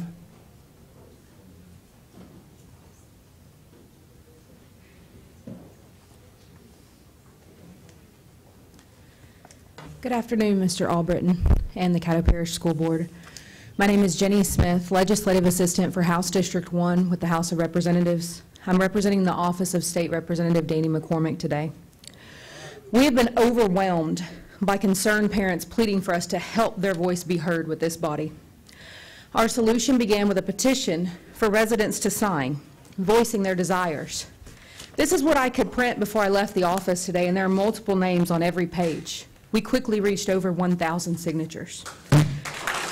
This petition urges and recommends every member of this board to vote in favor of the removal of all mask mandates for students, making mask wearing optional. With all due respect, these children do not belong to you, and you are not above the law. Parents deserve parental rights, and their rights are protected by Louisiana state law. Louisiana politics may have been on your side, but I can assure you Louisiana law is not. Louisiana Children's Code Article 101 reads that the people of Louisiana recognize the family as the most fundamental unit of human society. It goes on to state that parents should make the decisions regarding the educational training of the child, as well as the medical and preventative health care of the child. That would include masks and vaccinations, in my humble opinion. Act 9 of the 2021 Extraordinary Session, which I was there to witness as it passed, states that you shall implement policies, rules, and regulations in accordance to the rules and regulations of the Board of Secondary and Elementary Education. Last I checked with Bessie, there was no formal rule requiring a mask mandate. If you disagree with state law, you are absolutely welcome to follow the legislative process in an attempt to change it. But until those changes are made, it is quite clear that parents are the sole decision makers regarding their health and education for the children. I would advise you to acknowledge the fact that parental rights must be upheld in Louisiana and vote accordingly, if for no other reason than to prevent costly litigation for Caddo Parish in the near future. And for those parents listening, should this totalitarian attitude shift from masks to vaccinations within the school system, please know your rights and know that absolutely no vaccination is mandatory for any child to attend a public school or a college facility. Louisiana Revised Statute 17170, Section E is on your side, and it allows for exemptions from all vaccinations for every student in the state of Louisiana that attends a public school or a college. It is not a complicated process. Do not let them intimidate you. As a parent, you simply sign a statement of dissent that you do not wish that your child be vaccinated, and you submit it to your children's school. In closing, I would like to respectfully reiterate that Representative McCormick's office is in favor of the repeal of mandatory mask mandates. And as always, it is an absolute pleasure to serve the people. Thank you.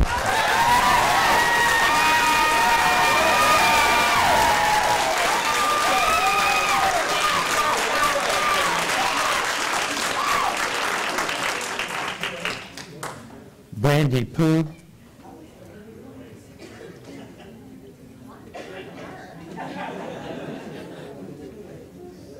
Good afternoon, I'm Brandy Pugh, and I live at 404 Travis Street. I know y'all are tired of seeing me because I'm tired of spending my Tuesdays, every other Tuesday up here, discussing the mask with you guys. I've been here since August, we've been fighting these same battles, and I've been told when the governor mandated these that just wait until the mandates are up, and then we'll be able to decide. Well, here we are, and the mandates are, the governor's even let them go. And here we are still. I'm glad to see Mr. Albritton's wearing his mask tonight because normally he does not. LSU College in Baton Rouge has lifted their mask mandate. Today, they are no longer, but Caddo Parish schools are still wearing their masks. Explain that to me. I don't understand it. We are not here to unmask every child. We are here to have parental choice for every parent. Every parent is allowed to make the decision for their own child. And I cannot believe a school board member put out to our parents that y'all were going to force 36,000 kids to be vaccinated before you were going to take the mask off. Don't you dare look at me and act like you didn't say that. Shame on you.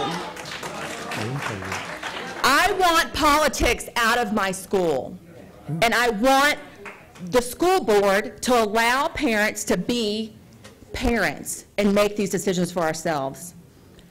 As you're aware, many seats are coming up in 2022. We have people here to take your places. Lastly, I would like to say you have not listened to reasonable doctors. You chose to listen to doctors who made millions off the COVID crisis, and that's disgusting. Last night I had an epiphany. I'm like, you know, I've been doing this for months, and why can I not, like, why aren't they listening to the parents? I mean, like, how, we've begged, we've pleaded, we've been nice. I'm not nice anymore, I'm sorry. But it came to me. The only reason you have that power is because I've given you that power. And guess what? I'm taking that power back. As of today, my children will not bring a mask to school. My daughter was kicked out of school today for not wearing her mask.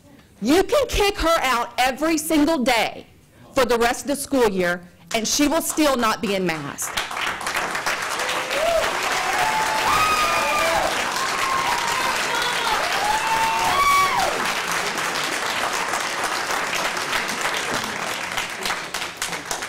R.J. Johnson. Okay. Lauren Garner.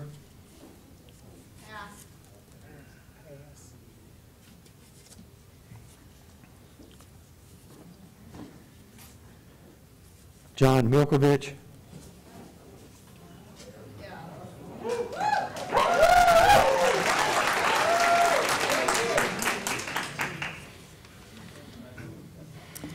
John Milkovich, 11570 Timber Ridge, Keithville.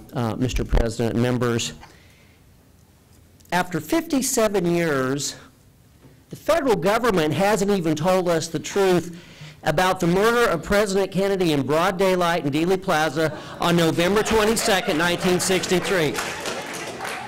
In the Tuskegee incident, the federal government intentionally infected African American men with syphilis as part of a scientific experiment.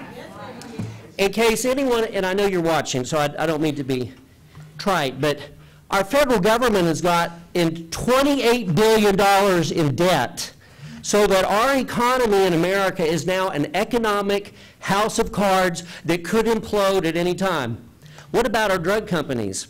They have so much money and so much power that in 1986 they were able to lobby for the National Childhood Vaccine Injury Act to get passed, which makes it illegal to sue drug companies for maiming or killing children with dangerous vaccines.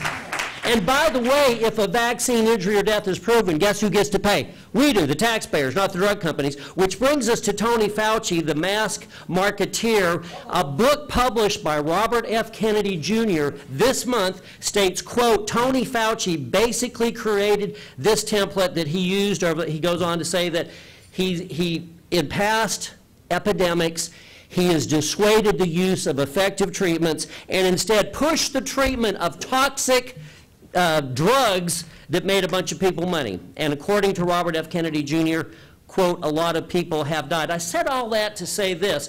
We're at a juncture in our history as a state nation where we can no longer follow the truisms of government and drug industry spokespuppets like Tony Fauci. We, with all due respect, we're at a place where we can no longer major in compliance. Instead, we need to go ahead and major in science. The masks don't work. The CDC has released a report that included was a systemic review of 10 randomly controlled trials from 1946 to 2018, and pooled analysis, quote, we found no significant reduction in influenza transmission with the use of face masks. That was a scientific study released by the CDC itself. So we're going to force the kids to use masks that don't work? Well, what about the harms? According to the scientific analysis, and this was submitted to you by Dr. Troxclair, and this is a report by Dr. Joseph Meehan, who's got over 20 years experience in immunology. He said, what's wrong with the face masks? Number one, they inhibit airflow. Number two, they reduce blood oxygen. Number three, they increase carbon dioxide in the blood. We've heard all the environmentalists scream about carbon dioxide. Mr. Milkovich, could you come to a close, please? Yes, sir. I'll say that the scientific studies that have been submitted to you show it's not only not the case that masks don't work, they're harmful to the children. And I'll close with this, and I appreciate just a few seconds. We're not asking you all to do experiments on our children that don't work and harm them. We're asking you to protect our children. How about stuff like getting God back in school? What about school of prayer and the Pledge of Allegiance? What about taking Common Core, and put it in the nearest dumpster fire and get rid of it? It's about time. It's about time. It's about time. Speak up. And what about monitoring? We've got off topic a little bit. Okay. Well, I think this is about protecting the children, Lawyer Abrams. You guys have $480 million budget a year. Why don't you go ahead and look at the curriculum we're giving to our children and make sure that emphasizes God and honor and patriotism, hard work, sacrifice, and the ethics, morals, and attitudes of these people?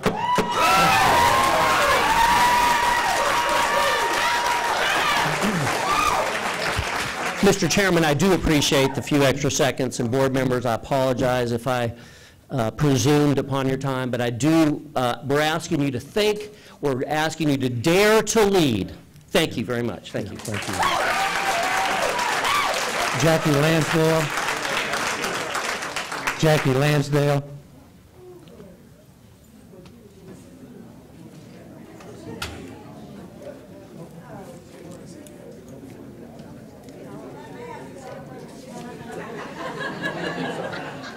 Thank you.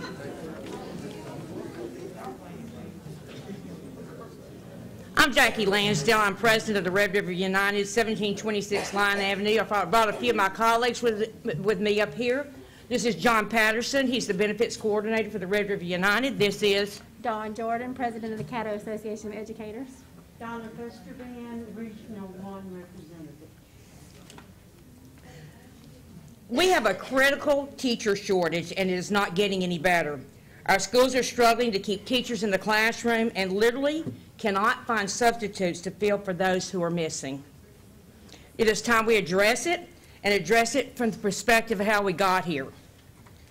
Let's just look at our salary schedule. The starting salary is competitive, but when you look at the schedule as a whole, you can work 30 years and only realize an additional $15,000 from entrance into the profession to exit. The income growth potential is more and more of a non-starter for those entering and remaining in our profession.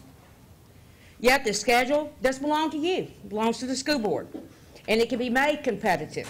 An example, and it added an incentive lane for additional time spent and added responsibilities. This is value added and a recognition of the teacher's real-time contribution. Add this to compressing the lanes from 30 steps or years to 15 or 20. This front loads the salary increases and, again, making it more attractive. This is all clearly within your purview. But we know you can't hire when there's no one there to hire. Statewide, the teacher industry in Louisiana is in a negative growth pattern. There's an increasingly smaller and smaller pool to draw from. How do we turn this around? Well, when you consider nationwide, most teachers leave college with over $50,000 in debt. We can start there. We can address funding to offer grants to those who commit to enter our profession and guarantee their service. You know, some of this just didn't happen overnight, but quite frankly, some of it did. The pandemic made us all stop and reassess, and teachers were not exempt from that. Teachers have resigned and retired in record numbers, and they will continue to do so until we address why they leave.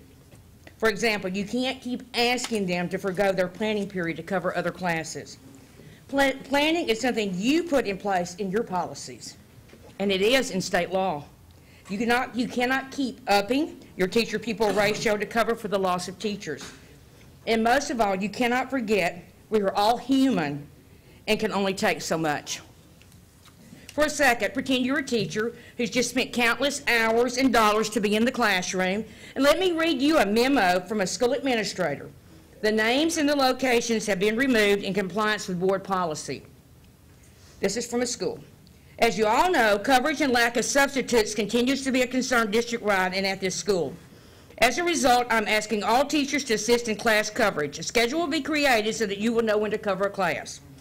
Coverages will consist of no more than 20 minutes. So the schedule was created with an additional memo. The memo says, here's the big picture. If we don't get dress code attendance and student attitude under control, it will bleed into your classroom, affecting your performance related to your SLTs, monetary gains, and loss of academic proficient students to neighboring schools. This affects our sports programs, dropout rates, and your employment. Student numbers drive our employment. I do not want you to have to release teachers next year because of student numbers that do not support the number of teachers on campus. Life is hard enough for you to have to, without you having to worry about employment. Yep, life is hard. But we ask you, please don't make it harder. I brought this to you this evening because this is my job. It's my role. I'm charged with representing our teachers and school employee members of Caddo, as well as these people standing beside me. And you know that. You know that this is what I do. This is my job. In this Thanksgiving season, though, we need to all recognize your job and your contribution as public servants. Those are big words for an important position. You serve the public. You must constantly balance your individual district's responsibilities with those of the entire district. And with a district as diverse as this one, that's a pretty tall order. But somehow, in some way, you consistently get there. Somehow, your individual wills melds together with the joint will of this board. And from that chaos, we have order. That is called democracy. For that, we are thankful for all of you. Thank you very much. Thank you.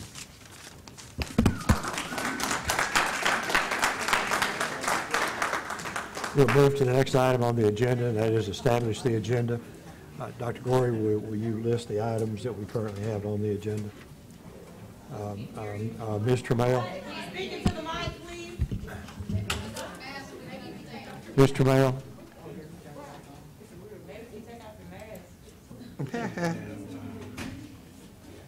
Your mic's on. Okay.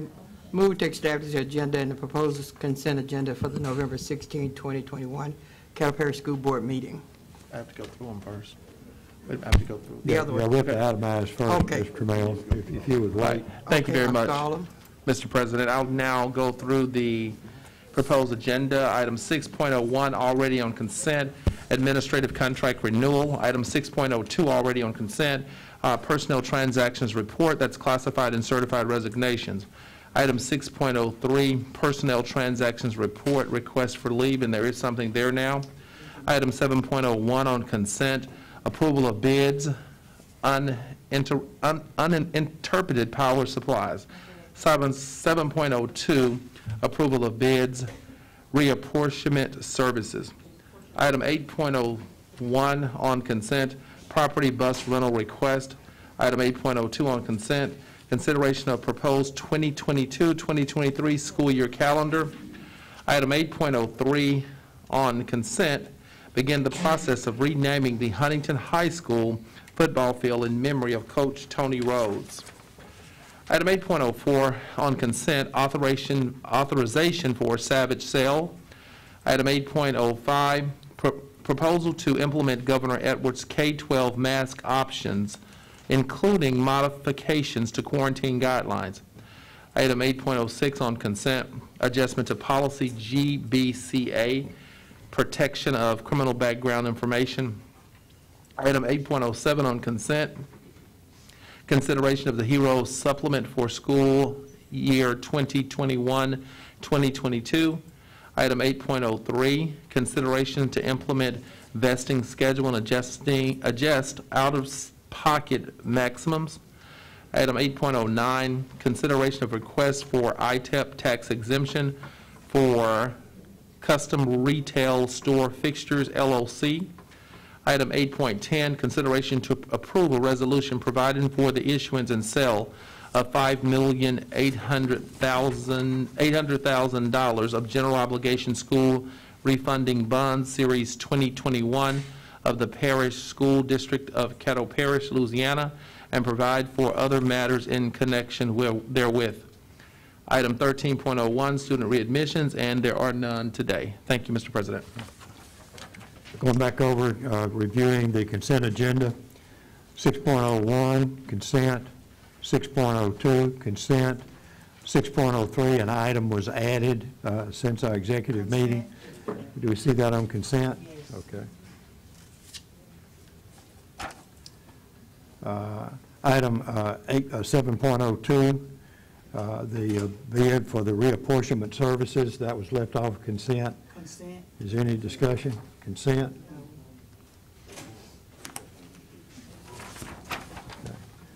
8.05 was not on consent. Is it still open?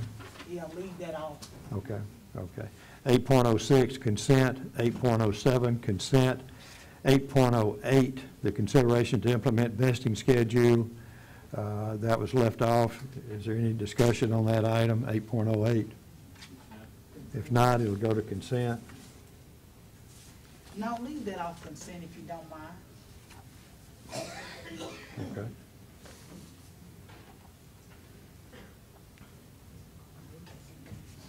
Okay.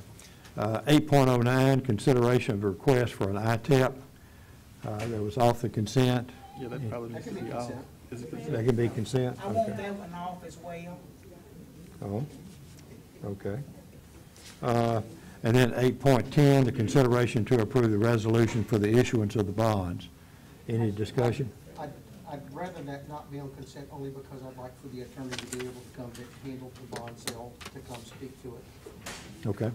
I believe, did I see Mr. Anthony here? Okay. Is Mr. Anthony here? Okay. I know Mr. Bashada's here. Bashada's here too. Okay. Then a review, the consent agenda includes 6.01, 6.02, 6.03, 7.01, 7.02, 8.01, 8.02, 8.03, 8.04, 8.06, 8.07, 8.08, and I'll accept a motion to accept the consent agenda. 8.08 is not on consent. Right. Yeah, I didn't name it. Okay. 09 was, 08 was. No, 09 is not. I No, took that no. off. 08, 09, and 10, 8.10 is not on consent agenda.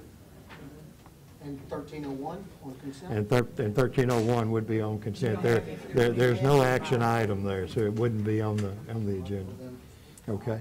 Mr. Dixon? I'm going to second that motion. Okay, Mayor's I need a motion. Well, okay, I make the motion then to approve To accept the confirm consent agenda? Yeah. Okay, do I have Mr. Mayo? Second it. Motion's been made and seconded to accept the consent agenda. Would you please vote? To establish the agenda. It's established. To establish the consent agenda.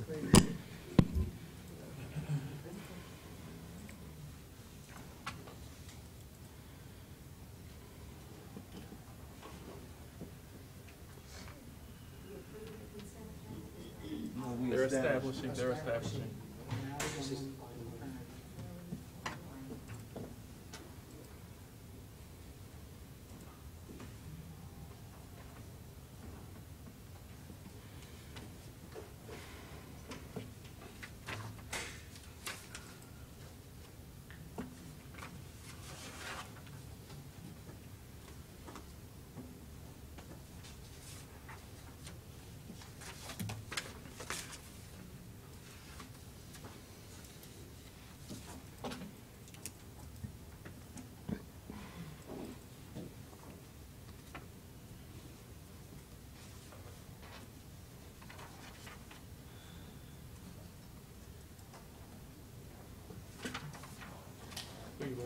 Motion passes. Next, we'll, the vote to confirm the consent agenda, 5.01.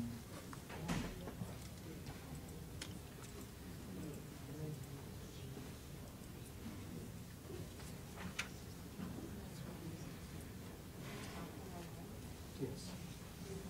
We're waiting for somebody to be recognized. What you call Mr. Nation? Well, we don't have the vote on the consent. It went away. The vote came up. Okay. Mr. Nation. Mr. Nation? Move to confirm the consent agenda. Mr. Mail? Second that one. Motion's been made and second to confirm the consent agenda. Will you please vote?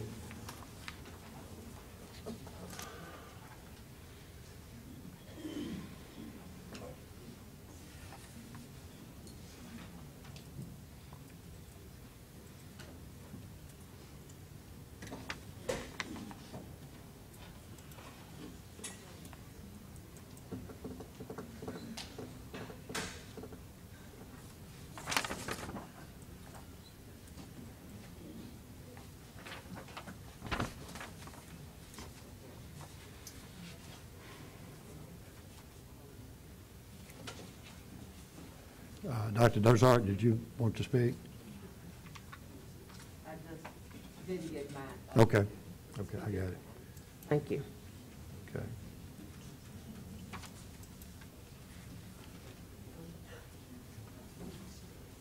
Okay, motion carries. Brings us to 8.05. I have Mr. Nations on the docket. Is this to make the motion? Yeah, for a motion. It's very.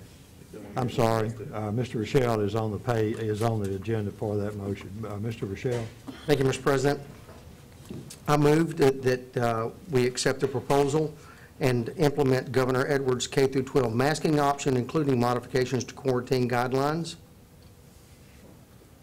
Is there a second? Second. Yes.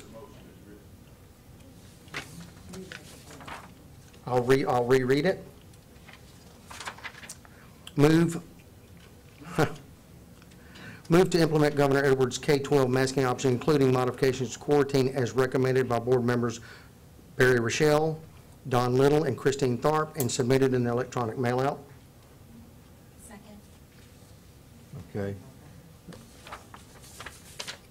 Ms. Rochelle, could you? Do you want the courtesy? Is there something that you'd like to say before I start I need speaking a, to this?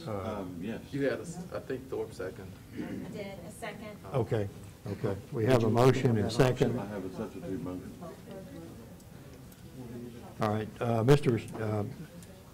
excuse me, Mr. Rochelle, do you want to speak to your motion? Oh, yes, I do. Okay. And first off, I just want to tell everybody here how encouraged I am. Just a minute. Okay, now, you're live. Thank you, Mr. President. First off, I'd like to thank everybody here for the encouragement, for y'all being here in support of this item that I put on the agenda. It's very encouraging. I'm very grateful and I'm very thankful for y'all coming here and sharing with this board and the superintendent and all of our staff of the care and the needs that you have for your children, and I want to thank you for that, number one. Number two is I want to thank Mr. Little and Ms. Tharp for joining me and putting the motion on here. I want to thank you all for also co-joining me. Dr. Gorey, I sent a request earlier today trying to get a summary of the numbers on a weekly basis, and I didn't see it here. Do we have that? I'm sorry, did you not get that email back to you today? It was emailed back to you today. Okay, would it be possible while I'm speaking for that to be able to be printed and handed out, or at least handed to me? I've got plenty of other questions and comments.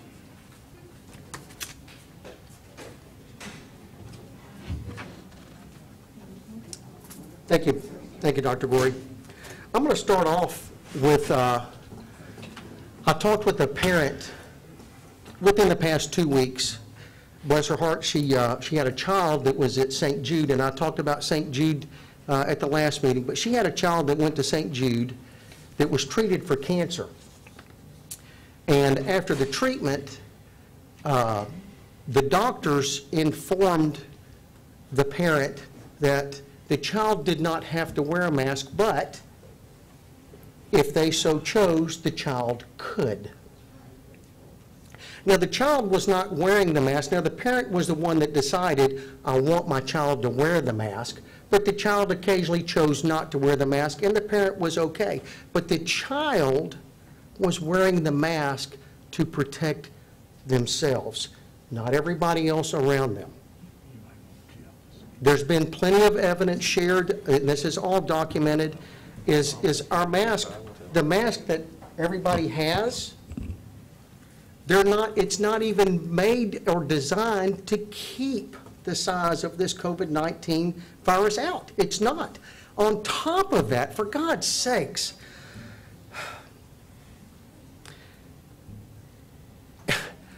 I've seen my grandchildren wear masks, and I've seen a lot of other children wearing masks. And even my daughter's a nurse. Anyway, I'm not going to get into that. I've looked at these masks, and they are filthy. They're worse for our children to have on than for them not to have them on. Statistically, we are well below. Dr. Gorey, and I'm just curious, do you know what our number is? Are we below 1% right now in cases? I think we're way below 1% right now. The numbers should, I mean, the numbers are coming. The information the numbers we sent today, I don't want to misquote myself. We are well below even 1% of people, of our children being infected. They, oh no, I get to speak all I want to.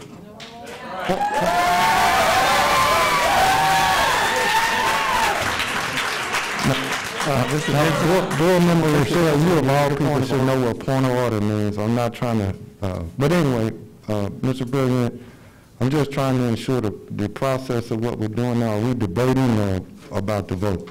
Yes, no, we have a motion on the floor. It's under discussion by the maker of the motion.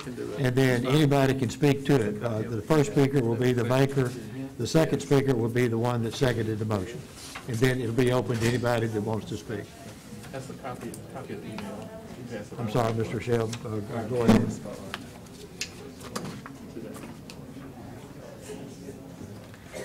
I don't know, can our camera zoom in on this? Is there a way for us to even post this up on the screen? Is that possible?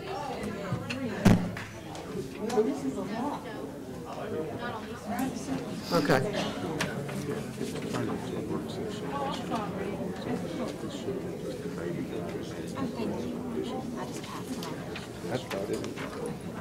Okay, just so that the public will understand what I've requested here, Dr. Gorey, thank you for gathering this material for me and bringing it to us, is I'm looking at approximately 10 weeks of how many cases that we've had, and this is as we have recorded, correct? Correct, yes, sir. Okay. And August 23rd, we had 97 students that had a positive case. As of November 8th, we had, and this is for a week period of including November 8th, we had 26. I don't know what that math is, but if I divided 26 by 36,000, it's going to be very tiny. If somebody wanted to do that math, that would be great. So I do have a couple other things that I want that I'm going to say here. Is I was very disappointed, and I shared this in the last board meeting, in the opportunity for other doctors and other professionals to be able to come speak at that board meeting, and not having the opportunity or given the opportunity or allowed to come speak at this one. And I think that the public needs to know how that determination occurred, and so so my question is, and this would be to Dr. Gorey and Mr. Albritton, is could y'all please, or somebody please explain how that occurred that they weren't allowed to come speak, how that decision was made? I'd rather you'd stay to the point of the motion, supporting your motion.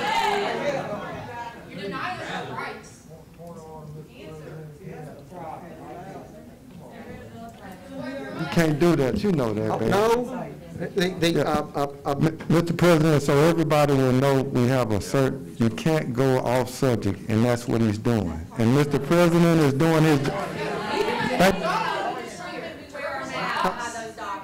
that's okay. If you have a point of order, that's fine. Call your point of order. He can rule on it. That's fine. Thank you, sir. Thank you. Mr. President, I'll just state this to you. I understand what you're doing, sir. That was just so we would all know what's going on. I would just ask our board member to stick to the motion, please. Right. Okay. Okay. Well, really, I think what I was trying to do here is, and I'm doing my very best. I want to be, and I want to be respectful to every board member and the governmental body as a whole. Is I believe in full disclosure to the public it's kind of required. But with that being said, I just that was not a decision. Well, I've asked and it was answered, and I'm going to leave it at that.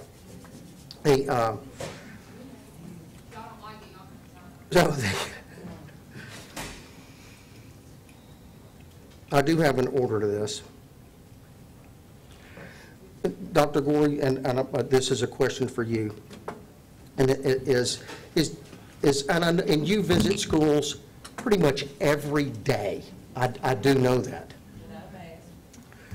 And my question is, do you think it's possible, because at the last board meeting you said you've always seen pretty much all the staff, the teachers, the students, for the most part, wearing masks. Is that correct? I do believe everyone has done their very best job they possibly can to wear the mask. So, by no means am I saying that's every child, by no means am I saying that's every class.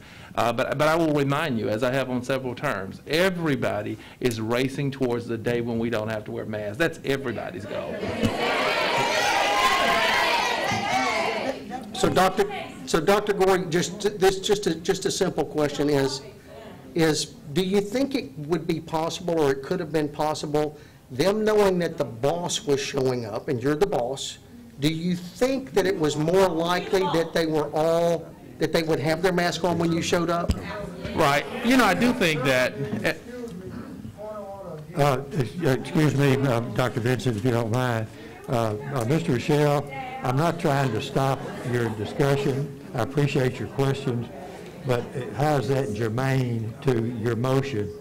Because it was a very specific answer that was given by Dr. Gorey at the last board meeting, and I'm just curious of the possibility could that happen? Because I have to tell you, what would be the impact on this motion with whatever he says? Well, we hired him. And Dr. Gorey, this is absolutely no disrespect to you at all.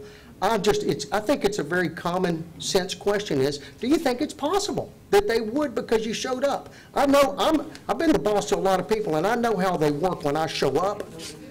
Okay, so I'm just curious. Do you think it's possible? Mr. Rochelle, yes, it's possible. Okay. But what I will say, though, is these have been wonderful visits that I've had. In fact, I've gone to 99% of the schools already this year. I know you continue did. to do that.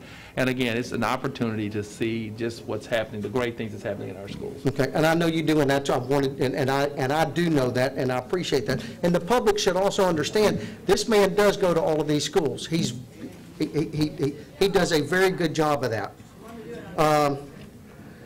Just one last comment, and well, hang on. At this point in time, we started this meeting off recognizing parental involvement with dads on duty. Not only did this school board take the time to recognize the success of those parents being involved in their children's life, their education, and everything else, they've been recognized nationwide for participating in their children's education. I'm going to tell you, this is what I see, is participation.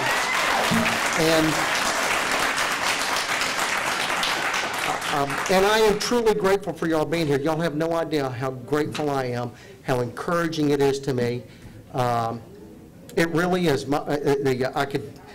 If I go on any further, I might start crying because I've had some wonderful conversations with some people, and I do appreciate it. That's the end for me at this point. Thank you. Ms. Thorpe. Thank you, Mr. President. I also want to thank the parents for coming tonight, and I know many of you have been here multiple times. I appreciate it. I want to say that I've gotten many, many emails about the mask mandate. I appreciate the communication. With that, I've tried to answer all of them. I hope I did. And I have had the hardest time wrapping my head around this from the get-go. I honestly have, because to me it just makes no sense to wear for children to wear a mask that they're touching and dirty. I've tried, and I try to understand it. I really do. I just cannot wrap my head around it, how it's doing any good. And I follow a lot of schools on Facebook.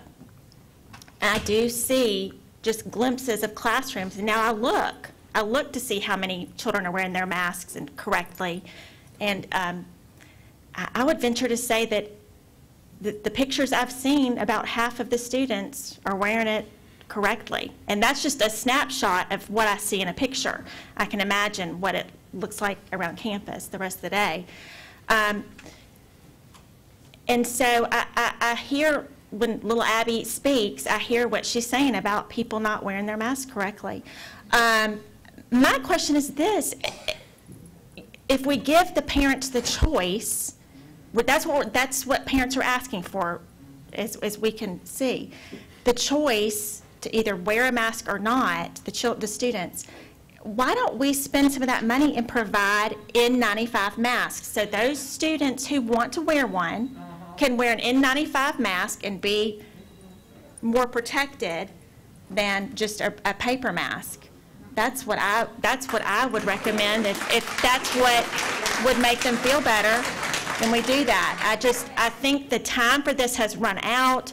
We are the last holdout. I'm not sure why. We are the last holdout, and I don't see an end in sight. If I heard an end in sight, then maybe, but I don't hear anything about an end in sight of this. And I don't think anybody has an answer for that. No end in sight. Okay. Mr. Nations? It's a board issue now, so. It's Nations. Mr. Nations? I was a maker. Yeah, Don had, yeah, I guess. Thank you, Mr. President. No, Barry, I'm not going to hang on. Excuse me, Mr. Nations, excuse me. Mr. Little is tied to this motion, and I'm going to acknowledge him before you. I was the first one to punch my mic, and I've yet to speak. Go ahead, Mr. Little, I defer. Yeah, I understand your frustration, and I do apologize. I'll be brief. I do have a quick written statement. Let me begin by saying that I don't think anyone here, and this would be on either side of the issue, has an opinion formed out of malicious intent. I think we are all in this room and listening online. All of us have the best interest of our children in mind. I think we're expressing that in different ways, and perhaps prioritizing safety and sovereignty differently based upon our own biases. I will also say that we, the elected board, have all taken a solemn oath to protect and defend the United States Constitution. None of us have taken an oath to defend transitory and sometimes contradictory medical positions.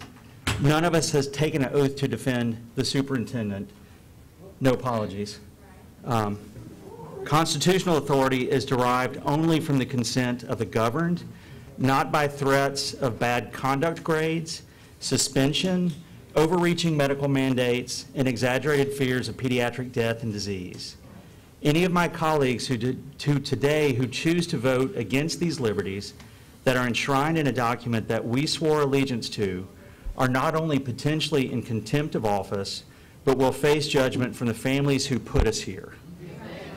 So I ask my friends and colleagues, be not oath breakers. Be not oath breakers. Though the heavens may fall, let justice be triumphant here tonight. Thank you. Mr. Nations? Mr. Nations? Thank you, Mr. Albritton. I'm not sure if it's the proper timing for a substitute motion, but I have one that, to be perfectly frank, has a chance of passing. Okay. Please, go ahead. Okay. I would appreciate a little latitude, please. One week we're villains, the next week we're heroes, depending on the prevailing and changing winds of public opinion. I'm not finished. I have the floor. I have the floor. We need the motion. We need a motion. We need a motion first. I was told I could make this statement. I was told I could make this statement. Okay? Okay, all right. We'll put the cart before the horse then. No. I move to authorize staff to implement a mask optional protocol and align quarantine guidelines effective the end of day, December 3rd, 2021, contingent upon a Caddo Parish COVID-19 positivity rate of less than 5%, with universal masking reinstated upon 2 weeks of positivity ratings above 5%. For your information, the most recent Caddo Parish COVID-19 positivity rate is 1.8%. The last time it was at or above 5% was at the end of September and has been falling steadily since then. The rationale for this... Mr. Notion, excuse me, now we need a second on the motion. Mr. Mayo? Okay. I would like to... I made the motion. I need a second. Second. It's been seconded by Representative Tremail. Okay. May I continue? Please. The rationale for this motion provides a prudent process for implementation that follows CDC indicators and medical guidance on the thresholds for the lowest risk of transmission, again, less than a 5% positivity rate. The motion also provides a timeline for exiting universal masking, a threshold to maintain optional masking, and a strategy to reinstitute masking should community transmission rates increase. By taking a more thoughtful approach, we are able to provide an opportunity for 5 to 11-year-olds to have access to the vaccine for interested families to have their children fully vaccinated before implementation if their parents choose to do so. The district will be able to host clinics to support this effort in the meantime. Train our staff in the revised quarantine guidelines and contact tracing requirements to ensure that we are in compliance with the CDC's quarantine guidelines for mask optional setting. This would also include training on what processes would be used if we were to see spiking case rates that would cause the need to re-enter masking. Also to inform families on what this modified quarantine and contact tracing processes entail. Gather real data from school systems in our state that have already implemented masking options. Have additional weeks to study our state post-Delta surge to be able to truly determine what our baseline cases and transmission rates are to determine whether another surge is on the horizon. May I continue? Yes. Please. 1 week we're villains, the next week we're heroes, depending on the prevailing changing winds of public opinion. Personally, I'd rather be seen as neither, but instead just an humble public servant trying desperately to do the right thing by everyone affected by this insidious and prolonged pandemic. I'm guessing that it would surprise the average constituent to know that until today, we have never had a vote on this issue. Yet we have been labeled as unconcerned and contemptuous of the will whose opinions have been so dramatically expressed at recent board meetings. Yes, opinions matter and are welcomed, but the way they are delivered matters as well. Consideration, respect, and decorum aren't just words. They have meaning, and more importantly, they have value and worth. Even if I agree with someone, sometimes it's hard to hear them given the manner in which their position is presented. I have been vaccinated. I may get the booster as well. Honestly, I hate wearing a mask. Yet I wear one when it is mandated or even requested. Let me repeat that. I have been vaccinated and I may get the booster as well. Honestly, I hate wearing a mask. Yet I wear one when it is mandated or even requested. I think every adult should be vaccinated as well, just my opinion. I'm undecided about the vaccine for children. I also believe that most people don't like being told what to do. I get that. I also believe that science cannot be ignored. Facts are facts. They are neutral. Yes, those facts can be manipulated and used to defend a preconceived agenda. I'm wise to that, trust me. I'm prepared to offer up a substitute motion, which I just did. Much thought and prayer has gone into this motion, even a few gut-wrenching and sleepless nights. I hope that it will appease all interested parties. It is sincere, conciliatory, and presented in such a way to attempt to arrive at a fair compromise. I've already stated its particulars, and I close with this quote. Live in harmony with each other. Don't be too proud to enjoy the company of ordinary people, and don't think you know it all. Never pay back evil with more evil. Do things in such a way that everyone can see that you are honorable. Do all that you can to live in peace with everyone. Romans 12:16 through 18. Okay. What if we all behaved like that? What kind of impact will we have on our families, our churches, our neighborhoods, our schools, and our city? Most importantly, what kind of impact would it have on the person we see in the mirror every day? Okay. Mr. Mayor. Okay. Thank you, Mr. President. I second that motion because I've been listening and I understand what the parents are saying. I understand. Oh, yes, I do understand because I have grandchildren. I have a grandchild whose face is totally irritated because she's wearing a mask. We bought several different kinds to try to make sure that we take care of her. I don't care for the mask myself, but I wear them. And I understand all of this. I've read some of the documents. We received a lot of information at the e-meeting, and some of it tell you a lot to look at. But since there are two sides, two opinions, generally your opinion and mine, and then there's the truth, and we'll do the best that we can. But I think that we see that we've got a date in this motion that gives us when it would take place and how it will work, giving our staff a little time to get it together and make sure that they're able to execute, hoping that the parents will agree, and I'm sure that some will, some will not. But we're looking for a way to get to the point where we all want to be, and that's to give you the option that you're asking for, and that's the best that we can do, what we're trying to do right now. Okay. Yeah, okay. Okay, you can yell back and forth. That's exactly why we hear you loud. That's it. Okay, that's it. Okay, I come every day. Okay. Okay.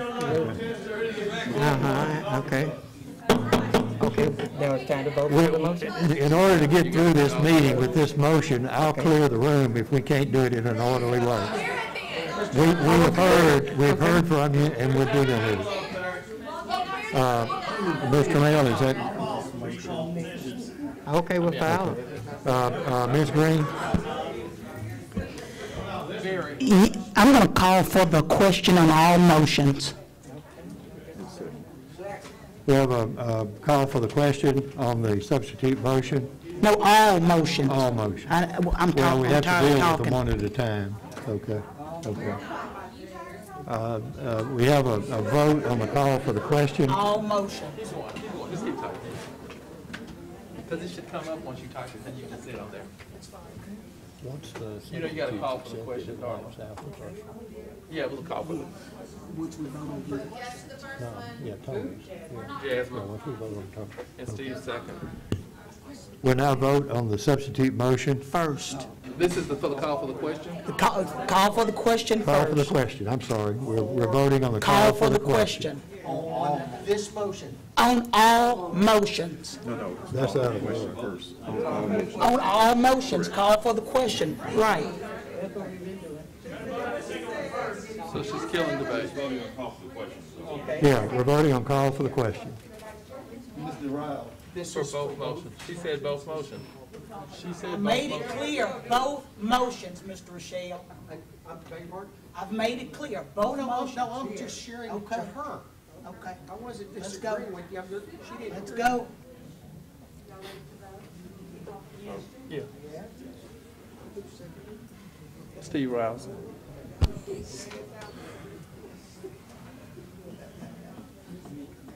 Can one of y'all explain what is happening right now? They stopped debate with the call of the question. That's what that means, no more discussion. Thank you, brother.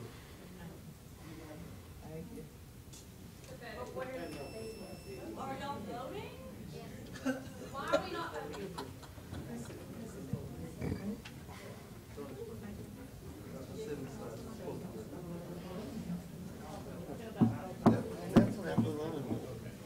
You was doing it's not like you vote. Okay, you got the wrong thing. He's got okay, got you. So it's called for, okay, I got you. So you get vote. Okay. Okay.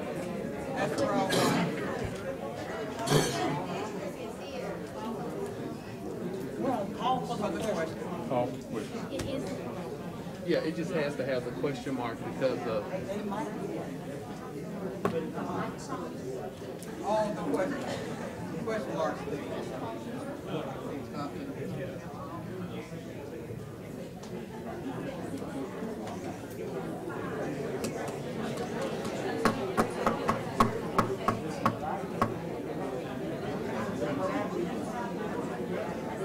Hey, it's good, Dr. Bozard. It's good.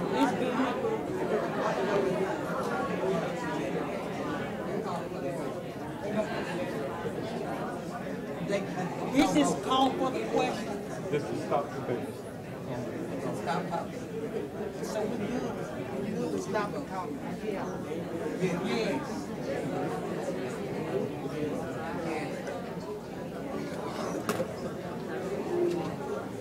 Okay, but it's call for the question. Me too. Okay, was that it?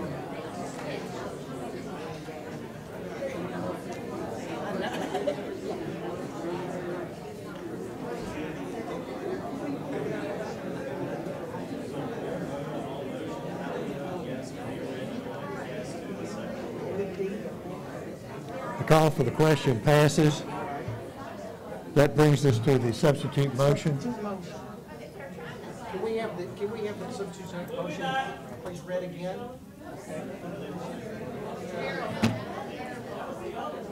Mr. Nations, if you would you read your motion again, the substitute motion? Yes. Move to authorize staff to implement a mask optional protocol and aligned quarantine guidelines effective end of day, December 3rd, 2021, contingent upon a Caddo Parish COVID-19 positivity rate of less than 5%, with universal masking reinstated upon 2 consecutive weeks of positivity ratings above 5%. Again, it is 1.8 at present. It hasn't been 5% since the end of September, and it's been falling steadily since then. Okay. That's the motion. All right, we'll vote on the substitute motion. So now the vote. Now the vote is on the motion, on the substitute motion. Yes, ready.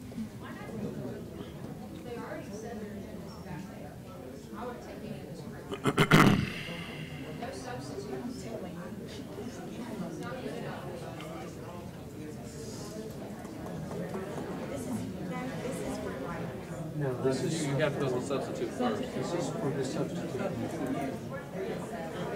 Wait, so that we're clear, this is the substitute. We're voting on the substitute motion.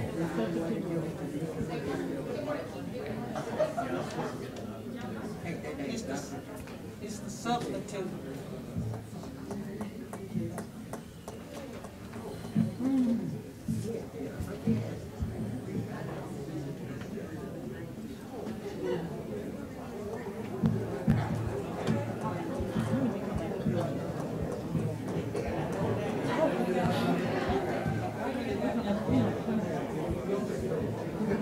Yes.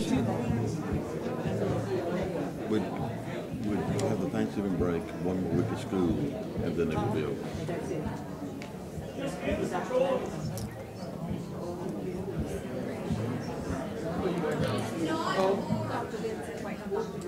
Oh, Dr. Bill, okay.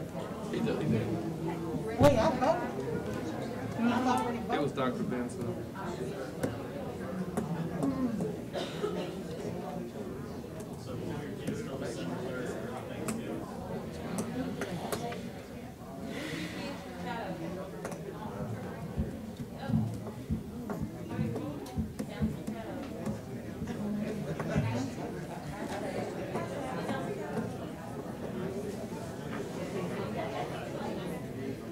It passed.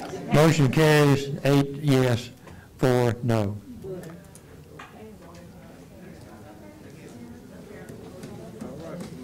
Okay? Mr. President? You turned your mic off, Mr. Rochelle, just a minute. Thank you. Mr. Rochelle? Just for clarity, could either you or the maker of that motion reiterate what just happened? Because I'm not so sure that everybody understands what just happened. Well, to explain the motion, if you read it, it says that the mask optional will go into place as of the end of business on December the 3rd, Friday, December the 3rd. From that point on, the masks are optional. If the persistence rate or the rate goes above 5% for 2 successive weeks, then we'll reinstitute the mandate. We have to. The reason for the delay is that there are some prerequisites that are in place if we go to the optional mask mandate. Okay, and Dr. Gorey, and maybe this is a request would be at the end, but I have a sneaky feeling there's going to be people that are leaving. If y'all could please put out a statement so that, and we have some news media here that would make that known as quickly as possible.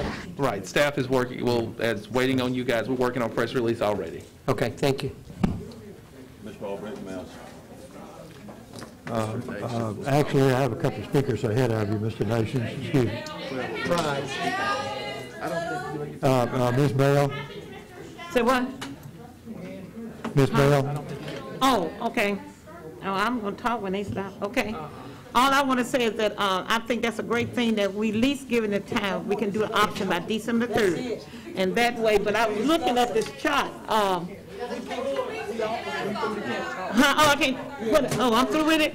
Okay, we're moving on to the next I'm item. finished. Okay, that's it. That's it. Okay. Fine, thank you. Now, referring back to the agenda.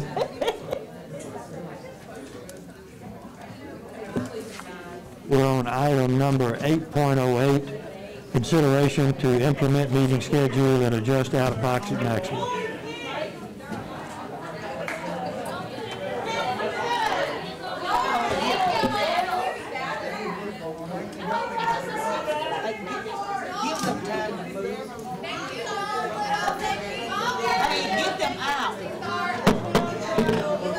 We'll go into a 5-minute recess.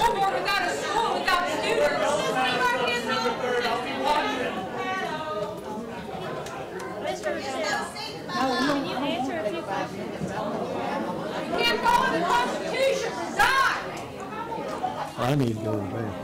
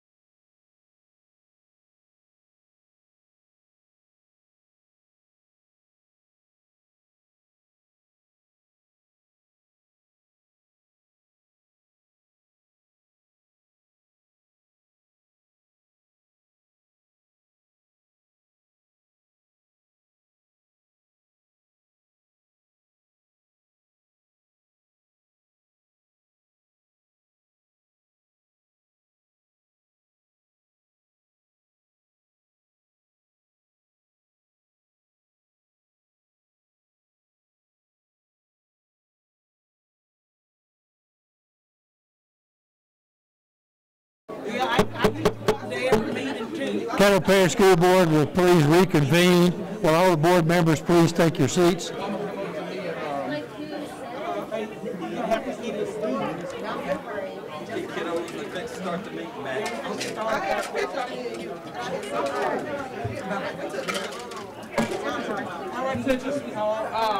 Hey, baby, how are you? What's your name again? It's so Ivy. good to meet you. Oh, you awesome, too. Where you go to? Magnet High. We got to get you guys together and talk to you, okay? Because I really want to understand the issue a lot better, too. Okay? I want you to be involved, okay? It's so good to meet you. Okay. These ones are nice. Yes, I got mine. We got along this way. No, we ain't. I'm gonna take it to one house. The lady, she's back. Oh, yeah. I'm glad I wasn't on none of them. Well, I was on the side. They took from my family. Well, they're all outside. She said, They're all outside. They're all outside. I love y'all. She said, even though I just had to be fighting, I said, okay, babe, give me the picture. I don't know what I'm I'm gonna take this to, Hey, you can bring that up.